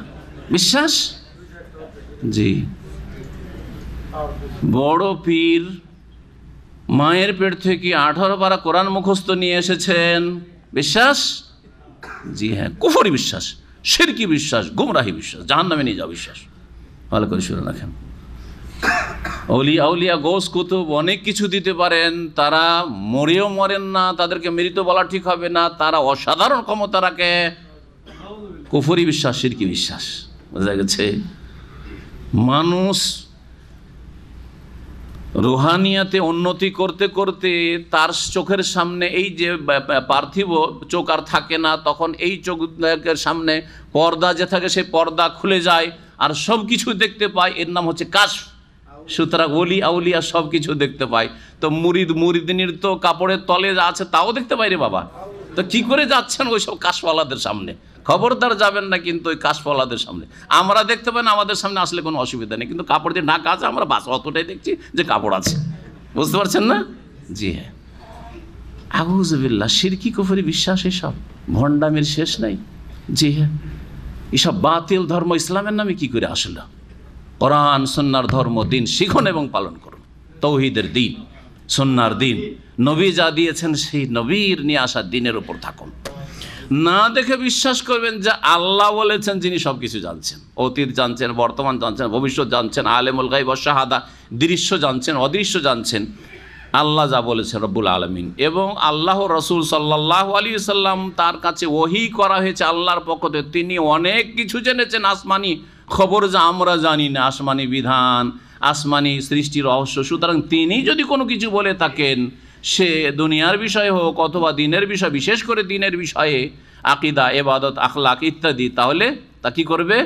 না দেখে বিশ্বাস করবে। এ কথা বলতে পারো না যে জোহরের 4 রাকাত ফরজ, এটার হিকমত কি, এটা তো আমি বুঝলাম না। না না না, তোমার নবী সাল্লাল্লাহু আলাইহি ওয়াসাল্লামের কাছে এইভাবে ওহী হয়েছে, সুতরাং মা আতাকুমুর রাসূলু ফাখুযুহু, রাসূল সাল্লাল্লাহু আলাইহি ওয়াসাল্লাম যা বলেছেন তা তুমি গ্রহণ করা। একটা বৈশিষ্ট্য যে যারা আল্লাহ ভীরু, কোরআন দ্বারা লাভবান হবে, তারা না দেখে বিশ্বাস করে আল্লাহ এবং রাসূল সাল্লাল্লাহু আলাইহি ওয়াসাল্লামের কথা। অদৃশ্য বিশ্বাসী। ওয়ায়ুকিমুনাস সালাত, দ্বিতীয় বৈশিষ্ট্য হচ্ছে তারা সালাত, ফরজ সালাত কমপক্ষে যথাযথভাবে প্রতিষ্ঠা করবে। কায়েম করা মানে যথাযথভাবে সালাত আদায় করা, নামাজ আদায় করা, ফরজ সালাত আদায় করা, ফরজ সালাতগুলি কমপক্ষে আদায় করবে। আদায় করা মানে কি? শুধু 5 টাইম পড়লেই হবে? হ্যাঁ, একটা হচ্ছে 5 ওয়াক্ত পড়তে হবে, 4 করা যাবে না, ভালো করে শুনে নেন। আর একটা হচ্ছে যে 17 রাকাত পড়তে হবে, 17 রাকাত ফরজ কাজ 17 পড়তে হবে, সেটা তাতে কম করা যাবে না, একমাত্র সফর ছাড়া। সফরে না ছাড় আছে, 4কে 2 করা হয়েছে, এশার, জোহরের, আসরের। বাকি বাড়িতে মুকিম থাকলে 17 পড়ে, 17তে 15, 16 চলবে না। জি হ্যাঁ। তারপরে নামাজের কিছু রুকুন আছে, ফরজ, শর্ত আছে, ওয়াজিবাত আছে, সুন্নাত আছে, সবগুলি সহ পালন করতে, এটা যথাযথ কায়েম করা। তারপরে নামাজের জন্য ওয়াক্ত ফরজ, সময় শুরু হওয়া ফরজ, সময়ের শুরু এবং শেষের মাঝখানে হইতে হবে। আউয়াল ওয়াক্ত হইলে ভালো, না হলে মাঝখানে, না হলে শেষখানে। ওয়াক্তের আগেও চলবে না, সময়ের আগেও, সময়ের পরেও চলবে। জোহরের নামাজ সকাল 10টায় পড়ে বসে আছেন, হবে? হ্যাঁ, জোহরের নামাজ আপনি আসর পরে পড়ছেন, মাগরিব পরে পড়ছেন, হবে? হবে না। মাগরিবের নামাজ সূর্য ডুবার আগেই পড়ে নিচ্ছেন, হবে? হবে না, ওয়াক্ত মোতাবেক পড়তে হবে। নামাজের ভিতরে নামাজের রূহ আছে, সেটা হচ্ছে খুশু, একগ্রতার সাথে। একটা হচ্ছে বাহ্যিক নামাজের একটা বডি গঠন, কিয়াম, রুকু, সুজুদ, কাদা, বৈঠক, জলসা। আর নামাজের আভ্যন্তরের বিষয় হচ্ছে খুশু, একগ্রতা, বিনয়ী হওয়া, মনোযোগী হওয়া, আল্লাহর সাথে কথা বলছেন চুপি সারি, দুনিয়ার কোনো কিছুর সাথে সম্পর্ক নেই আপনার। খুশু সহ নামাজ পড়তে হবে। নামাজ কায়েম করা হচ্ছে নবী মুহাম্মদ রাসূলুল্লাহ সাল্লাল্লাহু আলাইহি ওয়াসাল্লামের তরিকায় নামাজ পড়তে হবে। আপনার মুরব্বীদের তরিকার নামাজ চলবে না, হ্যাঁ, কোনো মজহাবি তরিকায় চলবে না। কার মজহাবে নামাজ পড়তে হবে? রাসূলুল্লাহ সাল্লাল্লাহু আলাইহি ওয়াসাল্লাম মজহাবের নামাজ পড়তে হবে। সাল্লু কামা রাআইতুমুনি ওয়াসাল্লি, যেমন আমাকে নামাজ পড়তে দেখলে সেইরকম নামাজ পড়া। শুরু করেছেন নবী সাল্লাল্লাহু তকবীরে তাহরিমা দিয়ে শুরু করবেন। শেষ করেছেন নবী করিম সাল্লাল্লাহু আলাইহি ওয়াসাল্লাম সালাম দিয়ে, ও তাহলিল ওয়া তাসলিম, সালাম দিয়ে সমাপ্ত করবেন। যায় নামাজের দোয়া দিয়ে শুরু করবেন না, বিদাত। হ্যাঁ, তারপরে ইক্তাদায় তো বেহাজাল ইমাম দিয়ে শুরু করবেন না, ইমাম বিদাত করবেন না। আনা ইমামুল লিমান হাজার আল আমাল্লাম, এইসব বিদাতি কথা বলবেন না। তারপরে নিয়ত পড়বে না, নিয়ত এইখানে আছে, এইখানে নেই। জেহালত, অজ্ঞতা যে এখানকার নিয়তকে এখানে নিয়ে চলে গেছে। ঠিক পাগল আপনাকে বলবে যদি কান দিয়ে শুঙ্গেন, আতর নিয়ে কানে ঢালছেন, হবে? সামান্য একটু আতর যদি নাকের কাছে নিয়ে আসেন তো সেন্ট পাবেন, কিন্তু কানে যদি আতর ঢেলে ভর্তিও করে দেন কিছুই সেন্ট পাবেন না। হ্যাঁ, সেন্ট এখান দিয়ে আবার এটা বন্ধ থাকলে কাজ হবে না। তো যারা অন্তরে নিয়ত না করে নামাই তো পড়ে, তারা ওই রকমই যে কান দিয়ে শুঙ্গে আর নাক দিয়ে খেলেও তো একটা দানা যেতে পারে। হ্যাঁ, চোখ দিয়ে খায় আর জবান দিয়ে দেখে। যদি কে এইরকম যদি কথা বলে তো তাকে কি বলবেন? পাগল হয়েছে, একে পাবনা নিয়ে যেতে হবে। বিদাতীদেরকেও আল্লাহ রাব্বুল আলামিনের পাবনায় নিয়ে যেতে হবে, পাগলামি ঠিক করতে হবে, আর তারপরে তখন এরা হেদায়েত হবে। বিদাতির নিয়ত পড়বে না, বিদাতি কাজ যেখান থেকে শুরু সেখানে শুরু। নবী সাল্লাল্লাহু আলাইহি ওয়াসাল্লাম শুরু করেছেন, আপনি শুরু করলেন, যেখানে শেষ সেখানে শেষ। তারপরে জিকির আজকার আছে, সম্মিলিত মোনাজাত নেই। জিকির আজকার, তাসবিহ, তাহলিল এগুলো আছে, মোনাজাত নেই, সম্মিলিত মোনাজাত। জি, নামাজ কায়েম করা। তৃতীয় বৈশিষ্ট্য হচ্ছে আল্লাহ ভীরুদের, যাদেরকে কোরআন হেদায়েত করবে, লাভবান হতে পারে কোরআন থেকে, মিম্মা রাযাকনাহুম ইউনফিকুন, যা তাদেরকে আমি উপজীবিকা দিয়েছি, দান করেছি, তা থেকে ব্যয় করে, খরচ করে। এই খরচ করা দুই রকম হতে পারে। প্রথমত, এক হচ্ছে ফরজ খরচ, আর এক হচ্ছে নফল অতিরিক্ত, ফরজের অতিরিক্ত খরচ। সেটা হ্যাঁ, জাকাত ফরজ যদি হয়, খরচের ক্ষেত্রে তো ফরজ হচ্ছে জাকাত, আর নফল হচ্ছে সাদকা খায়রাত, অতিরিক্ত দান খায়রাত করা। মুসলিম অসহায় ভাই বোনদের জন্য দান খায়রাত করা, রোহিঙ্গা, মজলুম, নারী, শিশু এবং যারা হিজরত করে এসছে তাদেরকে আশ্রয় দেওয়া, তাদের জন্য ব্যয় করা। কখনো ফরজ আর কখনো নফল। ফরজ হইতে পারে, আবার নফল হইতে পারে। আপনার না দিলে আর কেউ দেনেওয়ালা নেই, তাহলে ফরজ। আর যদি দেখা যায় যে হ্যাঁ অনেকে দিচ্ছে যথেষ্ট, কিন্তু আরও বেশি দেওয়া দিলে ভালো, তাহলে তখন নফল।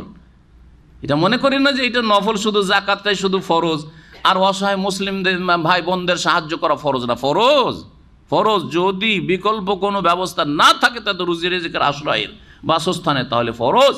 জি, ফরজে কেফায়া হইতে পারে যদি এলাকার কিছু লোক দিলে কাজ চলে যায়, আর যদি দেখা যায় সবাইকে দিতে হবে, না হলে জায়গায় হবে না, এদের খাওয়া দাওয়ার ব্যবস্থা হবে না, তাহলে ফরজে আইন। এত সহজ বিষয় নয়, বিষয়গুলো গভীরভাবে বোঝার চেষ্টা করে। আল্লাহ রাব্বুল আলামিন যেন মুসলিম ভাই বোনদের মদদ করার তৌফিক দান করেন এবং তাদের পাশে দাঁড়ানোর তৌফিক দান করেন। সমস্ত স্তরের মুসলিমদেরকে ইসলামিক ভ্রাতৃত্বের হক আদায় করার তৌফিক দান করেন। ফরজ আর নফল বললাম, আর একটি ব্যাখ্যা বলছি, সেটা হচ্ছে যে ব্যয় করা জাকাতও হইতে পারে আর সাদকাও হইতে পারে, আবার ফরজ আত্মীয় স্বজনদের ক্ষেত্রে যে ব্যয় বহন রয়েছে সেটাও হইতে পারে, এবং এই ক্ষেত্রে ফরজ নফল দুটোই হইতে পারে। আত্মীয় স্বজনদের খরচ খরচা বহনের ক্ষেত্রে দুটো স্তর আছে, একটা ফরজ স্তর, ওয়াজিব স্তর, একটা হচ্ছে নফল অতিরিক্ত স্তর। ফরজ স্তর যেমন আপনার স্ত্রীর ভরণ পোষণ দিতে হবে, ফরজ না নফল?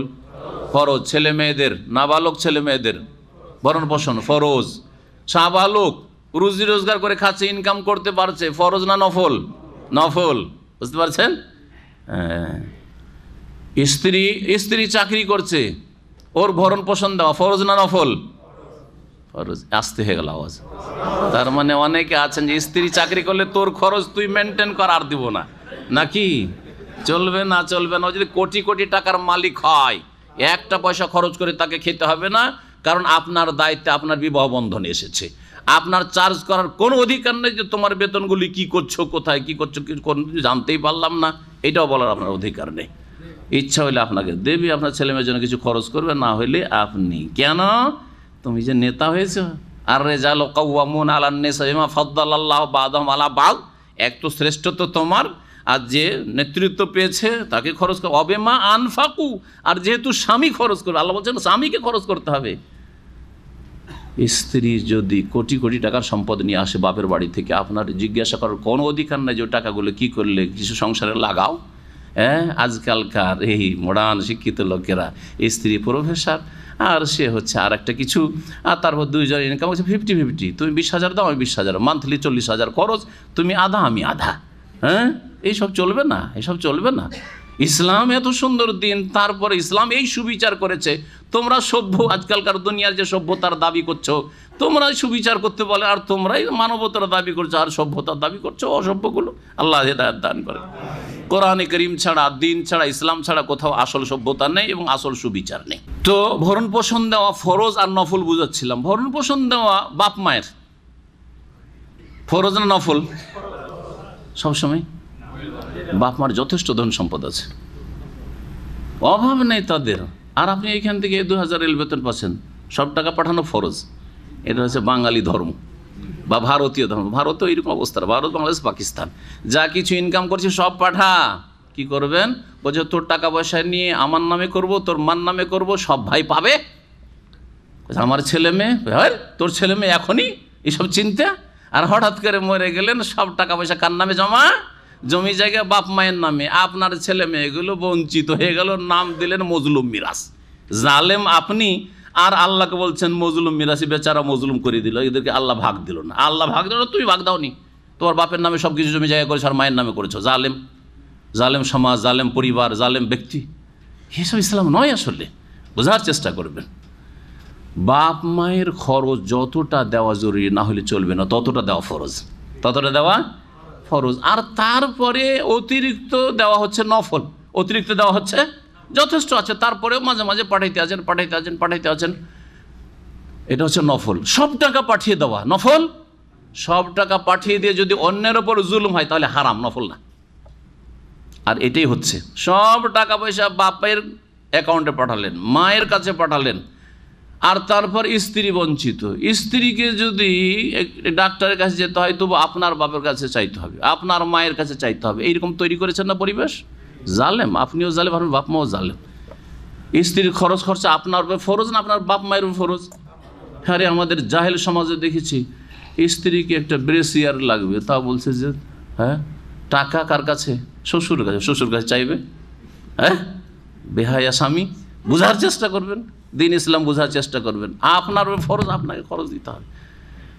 একটু আগে উদাহরণ দিলাম, হঠাৎ করে যদি আপনার কোনো রকমের দুর্ঘটনা ঘটে যায়, আপনি মারাই গেলেন, তাহলে আপনার স্ত্রী সর্বহারা, কিচ্ছু নেই তার কাছে। আপনার ছেলে মেয়েরা এতিম সর্বহারা, কিচ্ছু নেই তাদের কাছে। আর সব জমি জায়গা টাকা পয়সা সব বাপের অ্যাকাউন্টে বা বাপের নামে, মায়ের নামে। তাহলে কত বড় জুলুম করে গেলেন। তো এটা নফল? নফল না, এটা হারাম কাজ। হারাম কাজ ভালো করে বুঝবেন। নফল মানে হচ্ছে যে স্ত্রী ছেলে মেয়ের সমানও রাখছেন, আর রাখার পরে বাপ মাকে মাঝে মধ্যে দিচ্ছেন। যদিও বাপ মা লক্ষ লক্ষ টাকা আছে, কোনো অভাব নেই বাড়িতে, সুখ বাড়ি ঘর সব কিছু আছে, খাওয়া দাওয়ার সব ব্যবস্থা আছে, তারপরেও মাঝে মধ্যে দিতেই আছেন। বাপকে খুশি করার জন্য, তার আগে আল্লাহকে রাজি করার জন্য, এবং বাপ মায়ের সন্তুষ্টির মাধ্যমে আল্লাহর সন্তুষ্টি লাভের জন্য। খুব ভালো কথা। তাহলে ফরজ নফলগুলিকে এই দুই ক্ষেত্রে বোঝার চেষ্টা করবেন কোরআন দিয়ে। অমিম্মা রাযাকনাহুম ইউনফিকুন, যা তাদেরকে আমি রিজিক উপজীবিকা দিচ্ছি তা থেকে তারা ব্যয় করে, এই ক্ষেত্রগুলিতে। 4 নম্বর বৈশিষ্ট্য হচ্ছে মুত্তাকিন, আল্লাহ ভীরুদের যারা কোরআন থেকে লাভবান হবে। আল্লাযীনা ইউমিনুনা বিমা উনজিলা ইলাইকা, আর ওরা যারা হে নবী তোমার প্রতি যা নাযিল হয়েছে কোরআনে কারীম তাতে বিশ্বাসী। তাহলে কোরআনে কারীম বিস্তারিত বিশ্বাস করে আল্লাহর কিতাব, প্রত্যেকটি আয়াত বিধান বিশ্বাস করে, আদেশ নিষেধ, আর যা কিছু তাতে রয়েছে ঘটনাবলী এবং তার বাস্তবায়ন করে, যেগুলি আমল করে, ঈমান নিয়ে আসা বিশ্বাসের বিশ্বাস করে। ওয়ামা উনজিলা মিন ক্বাবলিক, এবং তোমার পূর্বে হে নবী যা অবতীর্ণ করা হয়েছে, তাওরাত, ইনজিল, জবুর, যেগুলির নাম এসেছে, নাম নিয়ে বিশ্বাস করে সংক্ষিপ্তভাবে যে এগুলি আল্লাহ প্রদত্ত কিতাব, আল্লাহ নাজিলকৃত গ্রন্থ ছিল, কিন্তু সেগুলির বিধান রহিত, মনসুখ হয়ে গেছে।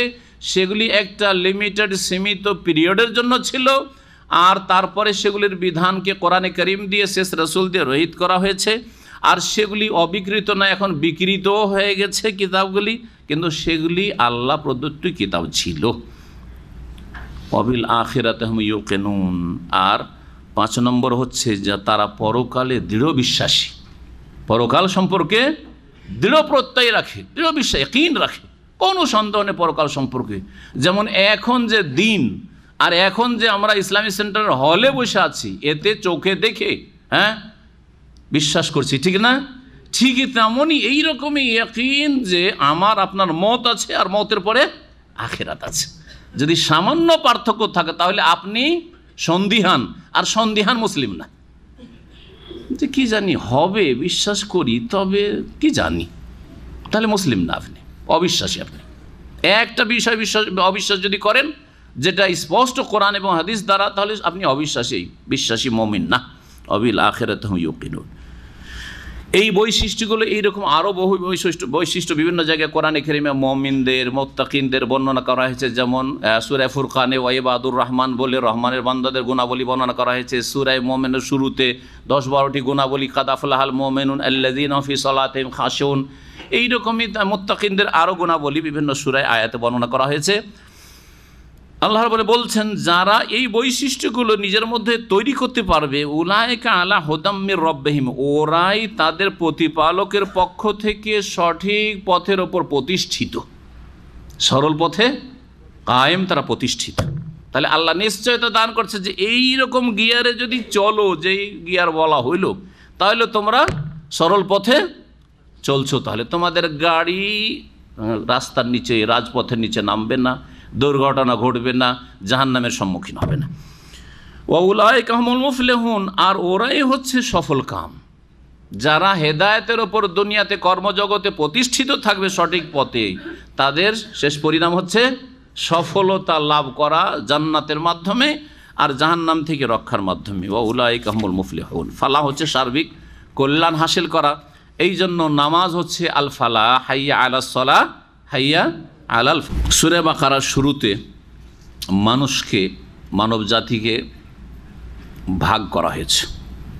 আল্লাহ ভাগ করেছেন, আল্লাহ সৃষ্টি করেছেন এবং আল্লাহ রাব্বুল আলামিন এই ভাগগুলি বর্ণনা করেছেন। মানুষরা নিজেরাই ভাগ হয়ে গেছে, কিন্তু মানুষ যে ভাগ হয়েছে এই ভাগগুলি আল্লাহ এখানে বর্ণনা করেছেন। প্রথম ভাগ হচ্ছে কাদের? মুত্তাকিন, মুমিন, বিশ্বাসী, আল্লাহ ভীরু, বিশ্বাসী আর সংযমী, যারা পাপ মুক্ত থাকতে চায়, মুত্তাকিন, আসলুল মুত্তাকিন, হুদালিল মুত্তাকিন। এক।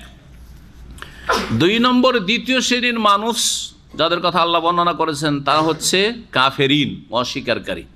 হ্যাঁ, কাফেরিন মানে অস্বীকারী, অমান্যকারী বা অবিশ্বাসী। মুত্তাকিনদের ক্ষেত্রে 4টি আয়াত কোরআনে কারিমে এখানে নাযিল করেছে। মুত্তাকিনদের ক্ষেত্রে, মুমিনদের ক্ষেত্রে 4টি আয়াত। কাফের, তাহলে মুত্তাকিনরা হচ্ছে খালেস মুমিন, এক দল হচ্ছে খালেস মুমিন, খালেস বিশ্বাসী, খাঁটি বিশ্বাসী। আর এক দল হচ্ছে খাঁটি অবিশ্বাসী, তাদের ক্ষেত্রে মাত্র 2টি আয়াত যথেষ্ট। 2টি আয়াত এখানে যথেষ্ট করেছে আল্লাহ রাব্বুল ক্ষান্ত করেছে 2টি আয়াতে। তাফসীর শুরু করে ওই 2টি আয়াতের। আর একটি দল আছে যারা এই দুইয়ের মাঝামাঝি, খাঁটি মুসলিমও না আর খাঁটি কাফেরও না, এদিকেও তাল দেয় এদিকেও তাল দেয়। ওরা কারা? মুনাফিকুন, কপট। এরা যে কত মারাত্মক, এরা যে কত ক্ষতিকর, হ্যাঁ, মানব জাতির জন্য, মুসলিম উম্মার জন্য, যে এদের ক্ষেত্রে আল্লাহ 13টি আয়াত নাযিল করেছে। এইখানে 13টি আয়াত, আরও তো কোরআনে আছে, কিন্তু এইখানেই 13টি আয়াত মুনাফিকদের সম্পর্কে, 2টি খাঁটি কাফেরদের সম্পর্কে, আর 4টি আয়াত হচ্ছে খাঁটি মুমিনদের সম্পর্কে। এখন আমরা কোথায় আছি, কোন দলে পড়ব, নিজেরাই নির্ণয় করুন, বিবেক বিবেচনা করুন এবং নিজেদের সংশোধন করুন। আল্লাহ যেন তৌফিক দান করেন। মহান আল্লাহ ইরশাদ করছেন এই খাঁটি অবিশ্বাসীদের সম্পর্কে, ইন্নাল্লাযীনা কাফারু, নিশ্চয়ই যারা অমান্য করেছে বা অস্বীকার করেছে বা অবিশ্বাস করেছে, কুফরি করেছে, সাওয়াউন আলাইহিম, তাদের জন্য সমান। আল্লাহ বলছেন তাদের জন্য সমান। আনজারতাহুম আম লাম তুনজিরহুম, হে নবী তাদেরকে তুমি সতর্ক সাবধান করো আর নাই করো। লা ইউমিনুন, তারা ঈমান নিয়ে আসবে না, তারা বিশ্বাস করবে না, তারা বিশ্বাস করবে না। আল্লাহ রাব্বুল বলছেন তাহলে কাফেররা বিশ্বাস করবে না, কাফেররা ঈমান নিয়ে আসবে না, তো প্রতিদিন তো ঈমান নিয়ে আসছে রে ভাই। প্রতিদিন সারা পৃথিবীতে শত শত হাজার হাজার অমুসলিম অবিশ্বাসীরা বিশ্বাসী হচ্ছে না? তো আল্লাহ যে বলছেন লা ইউমিনুন, বিশ্বাস করবে না, কেমন কথা? তাহলে বোঝা গেল যে আয়াতটার তাফসীর বুঝতে হবে ঠিকভাবে। এখানে ওই সব কাফের অবিশ্বাসীদের কথা বলা হয়েছে যারা কুফরিতে সীমা ছড়িয়ে গেছে, সীমা ছড়িয়ে গেছে যারা কুফরিতে, যারা কুফরির ওপর অনড়, একবারে নড়ব না কুফরি থেকে, এইটাই ঠিক, এর ওপরই থাকবো, আর ওসবের আমরা ধারি না। তাদেরকে সতর্ক সাবধান করো হে নবী, আর নাই করো, রাত দিন যদি লেগে থাকো তবুও তারা লা ইউমিনুন, বিশ্বাস করবে না, ঈমান নিয়ে আসবে না। এই জন্য মুফাসসিরিনগণ বলেছেন ইন্নাল্লাযিনা কাফারু কাবি জাহলিন, এমন চরমপন্থী কাফের যেমন আবু জাহাল, আবু লাহাব, ফিরাউন, কারুন, হামান, এই ধরনের ওতবা, শাইবা, রবিয়া, জি আবু লাহাবের স্ত্রী হাম্মালাতুল হাতাব, লা ইউমিনুন, ওরা বিশ্বাস করবে না। সুতরাং এদের পেছনে, এই যে কাফের কোরাইশ নেতাদের পেছনে তুমি শ্রম দিচ্ছ আর তারপরে বড় আক্ষেপ করছো তারা যখন তোমার কথায় কর্ণপাত করে না, শোনে না আর তোমার সাথে খারাপ ব্যবহার করছে। খারাপ ব্যবহার বরদাস্ত করতে অত কষ্ট হইতো না রাসূলুল্লাহ সাল্লাল্লাহু আলাইহি ওয়াসাল্লামের। সবচেয়ে বেশি কষ্ট হতো যে হাই রে, লোকগুলি হেদায়েত হবে না, কয়দিন পরে মারা যাবে, এরা চিরকালের জাহান্নামী হয়ে যাবে, এরা আমার বংশধর, এরা আমার মতো মানুষ, এদের শরীরে রক্ত রয়েছে, মাংস রয়েছে, এরা জাহান্নামে জ্বলবে, কত কষ্ট পাবে। লাআল্লাকা বাখিউন নাফসাকা আল্লা ইয়াকুনু মুমিনিন, হে নবী মনে হচ্ছে যে তুমি আত্মহত্যা করে ফেলবে অথবা তুমি হার্ট অ্যাটাক করে মরে যাবে বা নিজেকে ধ্বংস করে ফেলবে, যে এরা মুমিন হচ্ছে না, মুসলিম হচ্ছে না। কেন? লাআল্লাকা বাখিউন নাফসাকা ইন লাম ইউমিনু বিহাযাল হাদিস আসাফা। সূরা কাহফে আল্লাহ বলছেন, হে নবী তুমি নিজেকে ধ্বংস করে ফেলে মরে যাবে মনে হচ্ছে আক্ষেপ করতে করতে। ইন লাম ইউমিনু বিহাযাল হাদিস, যদি তারা এই বাণী কোরআনে কারীমের প্রতি বিশ্বাসী না হয় তাহলে আসাফান, আক্ষেপ দুঃখ করে, এত দুঃখ করিও না। তোমার কথা হচ্ছে পৌঁছে দেওয়া, তোমার ডিউটি হচ্ছে হক আল্লাহর পক্ষ থেকে তাদের কাছে নিয়ে গিয়ে উত্তম পন্থায় রেখে দেওয়া। ফামান শাআ ফালিউমিন ওয়া মান শাআ ফালিয়াকফুর, যার ইচ্ছা হবে মানবে, যার ইচ্ছা হবে অস্বীকার করবে। ইন্না আতাদনা লিযালিমিনা নার, আমি আগুন প্রস্তুত রেখেছি জালেমদের জন্য, এসব জালেম। তো কট্টরপন্থী কাফির যারা কট্টর, দেখেন অমুসলিমদেরকে দাওয়াত দিতে গেলে অনেকে আছে একটা কথা বলবে না, কোনো উত্তর করবে না, আপনার সাথে শেয়ারই করবে না, জীবনে হেদায়েত হবে না, জীবনে হেদায়েত হবে না। কিছু আছে অহংকারী, কথা বলবে কিন্তু অহংকারী কথা, বলবেন না আমার সাথে, কখনো হেদায়েত হবে না। অহংকারী, এই বিষয়ে কোনো কথা চলবে না, হেদায়েত হবে না। কিন্তু কাউকে যদি দেখেন যে আমার কিছু ভালোই লাগছে তবে একটু সমস্যা, আমি যে পরিবার নিয়ে চিন্তা করছি, বাপ মা কী বলবে, সমাজে যাব কি হবে ইত্যাদি, হ্যাঁ এদের হেদায়েতের আশা করা যেতে পারে। এরা কাফের হলো, এরা কুফরিতে অনড় নয়, একটু চিন্তা গবেষণা করছে, হিতাহিত জ্ঞান আছে কিছু, হ্যাঁ জ্ঞানকে বিবেককে কাজে লাগাচ্ছে। বেনামাজি কে গিয়ে দাওয়াত দেন, ঠিক ওই রকমই পাবেন। বেনামাজি, কট্টর বেনামাজি, লা ইউমিনুন, নামাজি হবে না। আর কিছু বেনামাজি আছে যে হুজুর দোয়া করিয়েন, তাই না, যদিও কথাটা কাজে আসবে না, শুধু পরের দোয়া দিয়ে হেদায়েত হবে না, কিন্তু তার মধ্যে কিছুটা কল্যাণ আছে, যে নমনীয় সে, হ্যাঁ। আর আরেকজন যান আপনার কাজ আপনি করেন, হ্যাঁ এটা আমার পার্সোনাল ব্যাপার। একজন হেডমাস্টার বেশ কিছু আলেমকে জমা করেছে, তখন আমি যৌবনকালে মাদ্রাসাতে পড়ে শিক্ষক তখন, তো ওখানে নিয়ে গেছে, একটা ওয়াজ মাহফিল আছে, দিয়ে ওই যে মুরব্বী মানুষ তার ছেলে হেডমাস্টারের সবই ভালো, বলছে আমার ছেলে সব ভালো, শুধু নামাজ পড়ে না। মৌলানা সাহেব, আমাদের দেশে মৌলানা সাহেব বলে, মৌলানা সাহেব আপনারা একটু আমার ছেলেকে বুঝান। আরে হেডমাস্টার অহংকারী, ও কি আর সহজে বুঝে? ওকে যখন বলতে লাগলো আমাদের মুরব্বী যিনি আলেম ছিলেন, তখন একটাও জবাব দিচ্ছে না। শেষখানে একটা কথা বলে উঠে গেল কাপড় ঝাড় দিয়ে, সেটা হচ্ছে নামাজটা তো আমার পার্সোনাল ব্যাপার। হ্যাঁ নামাজটা তো আমার কি পার্সোনাল ব্যাপার, আমি পড়লাম না পড়লাম আপনাদের তাতে বলার কি আছে, এটা বলার উদ্দেশ্য। এতটুকু বললো না, বেয়াদবি করলো না, কিন্তু আপনাদের বলার কি আছে, এটা আমার পার্সোনাল ব্যাপারে, পার্সোনাল লাইফ। আউযুবিল্লাহ, এটা হচ্ছে সেকুলারিজম, এটা ধর্ম নিরপেক্ষতা। হ্যাঁ, যে শুধু এইখানে ধর্ম আর এই নামাজ হচ্ছে আমার পার্সোনাল বিষয়, সুতরাং আপনার কেউ কাউকে কিছু বলবেন না, যে পড়ছেন পড়েন, না পড়বেন নাই পড়েন, সব ঠিক।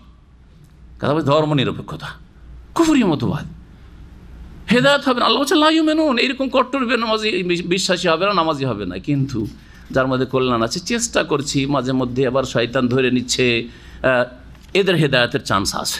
একটি আয়াত হলো কাফেরদের সম্পর্কে, খাঁটি কাফের। আর একটি আয়াত খাতামাল্লাহু আলা কুলুবিহিম, কেন আর এরা বিশ্বাসী হবে না, ঈমান নিয়ে আসবে না? আল্লাহ তাদের অন্তরগুলিতে মোহর মেরে দিয়েছেন।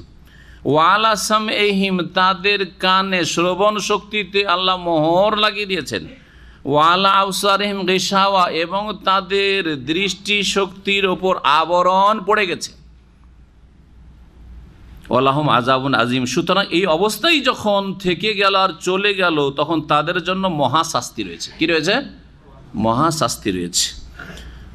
এখানে যে বিষয়টি লক্ষণীয় সেটা হচ্ছে হৃদয়ের ক্ষেত্রে, হার্ট কলবের ক্ষেত্রে, আর কানের ক্ষেত্রে, শ্রবণ শক্তির ক্ষেত্রে খতমের কথা, মানে খতম মানে মোহর লাগিয়ে দেওয়া, মোহর। আর চোখের ক্ষেত্রে কিন্তু মোহর বলা হয়নি কোরআনে কারীমে, সুবহানাল্লাহ, কোরআনের অলংকার। চোখের ক্ষেত্রে, চোখে যদি দেখতে বাধা সৃষ্টি করে তাহলে আবরণ হয়। হ্যাঁ, আবরণ, জি, পর্দা পড়ে গেছে, জি, এই জন্য গেশাওয়া সেখানে ব্যবহার করা হয়েছে। ওয়ালাহুম আযাবুন আযীম। এই মোহর আল্লাহ লাগিয়েছেন, তাহলে তো দোষ আল্লাহর, না উযুবিল্লাহ, ঠিক না? খাতামাল্লাহু আলা কুলুবিহিম, তাদের অন্তরে কানে মোহর লাগিয়ে দিয়েছেন, আর তাদের চোখের সামনে আল্লাহ আবরণ পর্দা ফেলে দিয়েছেন। তো দোষ তো সব আল্লাহর উপর চেপে গেল। আর ইয়ে তো মাশাআল্লাহ খুব ভালো মানুষ, এই কাজ আল্লাহ যদি না করতেন তাহলে তো খুব মুসল্লি হয়ে যেত না। জি হ্যাঁ, আল্লাহ রাব্বুল আলামিন মোহর লাগিয়েছেন না, আপনি মোহর লাগাবার ব্যবস্থা করেছেন। বলেন, মোহর লাগার ব্যবস্থাও এই অসৎ লোক করেছে, সেই কাফের করেছে, সে বেদিন করেছে, বেনামাজি করেছে, সে নাস্তিক করেছে, সে দুনিয়াদার করেছে, পাপী করেছে। তখন আল্লাহ রাব্বুল আলামিনের চূড়ান্ত ফয়সালা হয়েছে যে তুই যখন এইটাকেই চয়েস করলি, তোকে চয়েসের শক্তি দিচ্ছে। আল্লাহ আমাদেরকে কিন্তু অপশন দিয়েছেন, খেয়ার, এটা নাও নয় এটা নাও, দিয়েছেন না দেন নাই? আমরা কিন্তু স্বাধীন। আল্লাহ বলছেন সূরা ইন্না হাদাইনাহুস সাবিল, আমি রাস্তা দেখিয়ে দিয়েছি। কি বলছেন? আমি রাস্তা দেখিয়ে দিয়েছি। ইম্মা শাকিরা, হয় শুকরগুজার হয়ে ভালো রাস্তা ধরো, ওয়া ইম্মা কাফুরা, আর না হলে অকৃতজ্ঞ হয়ে খারাপ রাস্তা ধরো। আল্লাহ রাব্বুল আলামিন আমাদেরকে ঠিক এমন জায়গায় ছেড়ে দিয়েছেন, সেন্টার পয়েন্টে, সেখান থেকে দুটো রাস্তা যাচ্ছে, একটা ভালো রাস্তা জান্নাতের রাস্তা, একটা জাহান্নামের রাস্তা। আর স্বাধীনভাবে ছেড়ে দিয়েছেন, এদিকে জান্নাত আছে, ওইদিকে জাহান্নাম আছে। কোরআনের বাস্তবায়ন করো, শেষ পরিণাম জান্নাত। কোরআনের বিরুদ্ধাচরণ করো, হ্যাঁ, অস্বীকার করো, অমান্য করো, জাহান্নাম। ইন্না হাদাইনাহুস সাবিল, আল্লাহ রাস্তা ক্লিয়ার করে দিয়েছেন বলছেন। এখন কোন দিকে যাবে আমাদের স্বাধীনতা আছে না নেই? যারা আমরা এখানে এসেছি কোরআনে কারীমের তাফসীর শোনার জন্য, আমরা সবাই কি গানের আসরে যেতে পারবো না? অবশ্যই পারবো। ক্ষমতা আছে না নেই? শরীরে ক্ষমতা আছে। বাড়িতে ঘুমাইতে পারতেন না? পারতেন না? অবশ্যই পারতেন। আড্ডা দিতে পারতেন বাজারে, না পারতেন না? যারা ওই ফুটপাতে যারা বিক্রি, ফেরিওয়ালা ফেরি করছে, বিক্রি করছে, তা ওই কাজ করতে পারতেন না? পারতেন না? পাপে ডুবে থাকতে পারতেন না? পারতেন না? অবশ্যই পারতেন। খারাপ রাস্তাকে বর্জন করে, শয়তানকে নিরাশ করে আল্লাহকে রাজি করার জন্য হাজির হয়েছেন, বলে আলহামদুলিল্লাহ। আর যারা ওই সব পাপের আসরে, হ্যাঁ, কাফের দেশগুলির সমুদ্র সৈকতে, কর্নিশে, বিচে, উলঙ্গ বিবস্ত্র হয়ে সভ্যতা তাদের দেখাচ্ছে, নারী পুরুষ, আল্লাহর গজব তাদের উপর নেমে আসুক। তারা কি আমাদের এখানে আসতে পারবে না? অক্ষম? দিন শিখতে পারবে না? অবশ্যই। মসজিদে আসতে পারবে না? অবশ্যই। তাদের গায়ে ক্ষমতা আছে, কিন্তু সেই ক্ষমতাকে কাজে লাগায়নি, আল্লাহর নাফরমানি করেছে, শয়তানের আনুগত্য করেছে, শয়তানকে খুশি করার চেষ্টা করেছে, ইবলিস শয়তানকে। যে ইবলিস শয়তান ছাড় নিয়েছে আল্লাহর কাছ থেকে, ক্ষমতা চেয়ে নিয়েছে, তাকে খুশি করেছে এবং আল্লাহকে নারাজ করেছে। সুতরাং ওয়ালাহুম আযাবুন আযীম, তাদের জন্য দুনিয়া আখিরাতে মহাশাস্তি রয়েছে। দুনিয়ায় নাও হইতে পারে মহাশাস্তি, দুনিয়ার শাস্তি সবসময় হয় না, কারণ এটা বদলার জগৎ না। অনেকে তো কাকায় যে দুনিয়াতে এত বড় বড় জালেমদের তো কিছু হলো না, সারা জীবন হতে পারে যে বর্মার জালেমদেরকে আল্লাহ ধরলেন না, হইতে পারে, আবার ধরতেও পারেন। বোঝা গেছে কি না? নাও ধরতে পারেন, ধোকা খেতে হবে না। কারণ দুনিয়া হচ্ছে দারুল আমাল, কর্মজগৎ, দারুল জাযা নয়, বদলার জগৎ না, প্রতিদান জগৎ না। প্রতিদান জগতে যদি আল্লাহ ছেড়ে দেন তখন বলবেন যে অবিচার হইল। প্রতিদান জগৎ মানুষের মরণের পরে। হতে পারে দুনিয়াতে ধাক্কা খেয়ে বুঝতে পারলো যে আমি চরম অন্যায় করি, যার ফলে আমাকে এই বালা মুসিবত আমার উপর আসলো, শারীরিক বা মানসিক বা ইত্যাদি, হয়তো বুঝতে পারলো পাপী। আবার অনেক সময় বুঝতেই পারে না, পাপী পাপ করে যাচ্ছে, ওতে মগ্ন আছে, আমোদ ফুর্তিতে আছে, আমি ঠিক ওরা ভুল। বোঝা গেছে কি না? তৌহিদ আর শিরকের ক্ষেত্রে দেখেন, যারা তৌহিদবাদী সহি আকীদার লোক, অনেকে অসহায় দুর্গত অবস্থায় গরিব হয়ে আছেন। আবার বিদাতীদের পয়সার, পীরদের পয়সার অভাব নেই, সারা জীবন ধোকায় থেকে গেল। আমরাই রুহানিয়াতের পথে, হক্কানিয়াতের পথে আছি, আমরাই হক্কানি, ঠিক কিনা? আমরাই হক্কানি। সারা জীবন বুঝতে পারলো না যে হক্কানি না বাতেলানি, এটাই বুঝতে পারলো না, অথচ বাতেলের উপর আছে। মওতের পরে বুঝবে, মওতের পরে আফজা এলা মা কাদ্দাম। নবী সাল্লাল্লাহু আলাইহি ওয়াসাল্লাম যখন কোনো অসৎ মানুষ মারা গেছে, আফজা এলা মা কাদ্দাম, যা কিছু করেছে ওখানে পৌঁছে গেছে, এখন যা কিছু করেছে সেখানে পৌঁছে গেছে। সুতরাং কর্মজগতে কর্ম করেন, বদলার আশা রাখেন না, তবে আল্লাহর কাছে চাইতে কোনো দোষ নেই যে আল্লাহ তোমার প্রতি ঈমান নিয়ে এসেছি, সুতরাং দুনিয়া আখিরাত আমার ভালো করো। রব্বানা আতিনা ফিদ দুনিয়া হাসানা ওয়া ফিল আখিরাতি হাসানা ওয়া কিনা আযাবান। আল্লাহ দুনিয়ারও কল্যাণ দাও, আমরা মুমিন বিশ্বাসী, আমরা নামাজি, আমরা তোমাকে ভয় করি, আর আখিরাতের কল্যাণ দান করো। ওয়া কিনা আযাবান নার, এবং জাহান্নামের আযাব থেকে রক্ষা করো। এটা হচ্ছে আমাদের মুখ্য উদ্দেশ্য। আখিরাতের সুখটাই হচ্ছে আসল সুখ। তবে দুনিয়াতে আল্লাহ তুমি তোমার রহমত থেকে, তোমার ফজল থেকে, তোমার করম থেকে, তোমার অনুগ্রহ থেকে আমাদেরকে বঞ্চিত করিও না। রব্বানা যালামনা আনফুসানা ওয়া ইল্লাম তাগফির লানা ওয়া তারহামনা লানাকুনান্না মিনাল খাসিরিন। সুবহান রাব্বিকা রাব্বিল ইজ্জাতি আম্মা ইয়াসিফুন ওয়া সালামুন আলাল মুরসালিন ওয়ালহামদুলিল্লাহি রাব্বিল আলামিন।